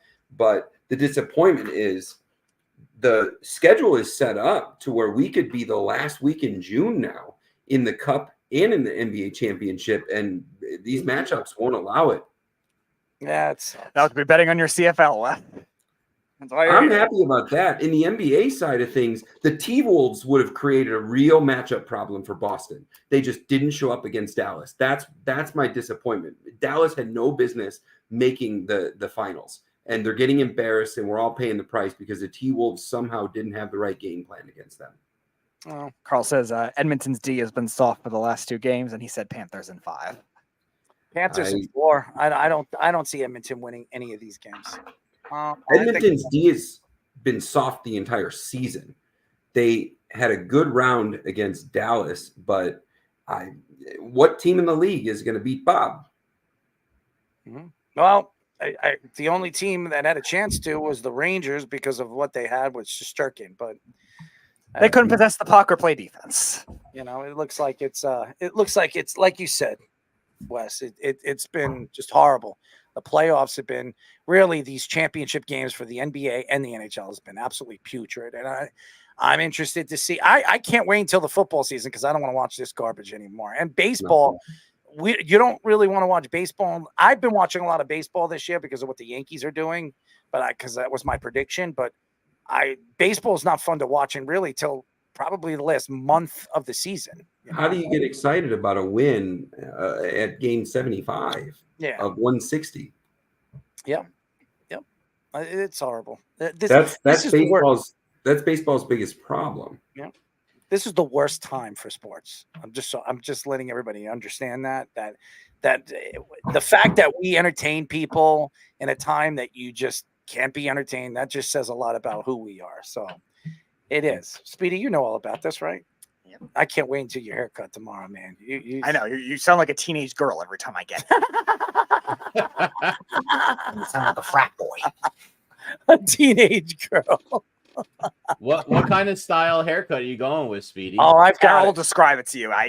He knows all the formalities with that. The formalities. It's great.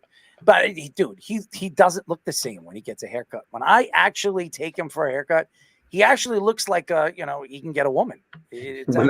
When I take him for a haircut, you make him sound like he's your dog taking him to the groomer. Yeah, what could I say? Speedy, you're like a nice little pet, right? No. Can I pet you on the head? No. Can I give you a bone? No. Would you like a bone? No. Would you take a bone? Yeah, and throw it back at you. Would you like a shocker of the Wichita State variety? Yes, I would. All right, show us what you're going to do with it. All right, I'll give you one more, Wes. Atta boy. Have a good night, fellas. See you later, Passion. Wes. Yes. Wes, I'll talk to you, man. See you, Wes. Oh, man. Oh, man. You got to get a picture of that. I'm going to have to go back and get like a. You're gonna have to get GIF I or only do it something. for Wes, so you have to take advantage of it.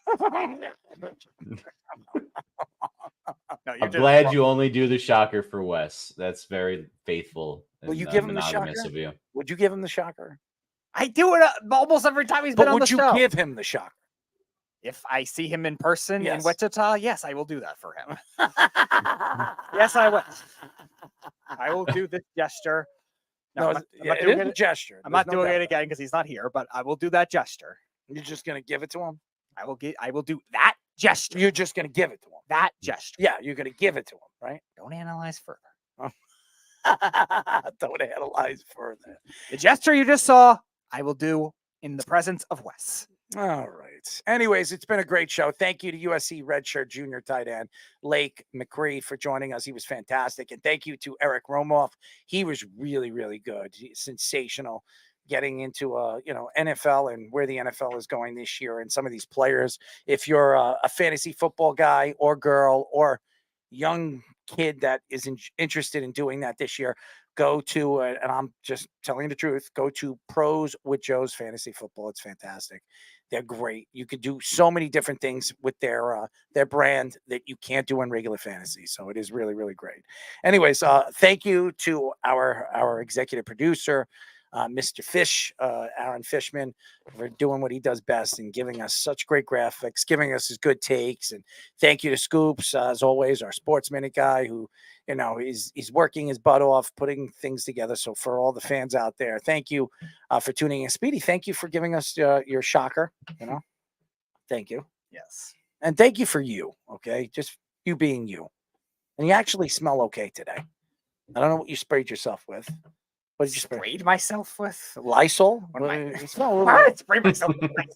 I don't know. I mean, I've heard crazy. Why would I spray myself with Lysol? I know a lot of I'm people. not saying there aren't crazy people that do that. People spray themselves with Axe. That's practically Lysol. Okay. All right. That's just me. All right. I'm trying to help you here, Speedy. Okay. Well, I don't have Axe, so you're okay. More legitimate than your Moses DNA test. That was good. That was good. Moses did not spray himself with Lysol or Axe. Anyways, thank you to all the fans. We will be back next week on Tuesday. Listen to 103.9 FM on Saturday at 7 p.m. with me and Speedy. We will be doing a live show here in Long Island. If you don't live in Long Island, go to LI News Radio. 7 o'clock, we will be on live. Tune in, 103.9 FM. That's it. We'll be back next week. Go Florida. Good night. It's the Worldwide Sports Radio Network.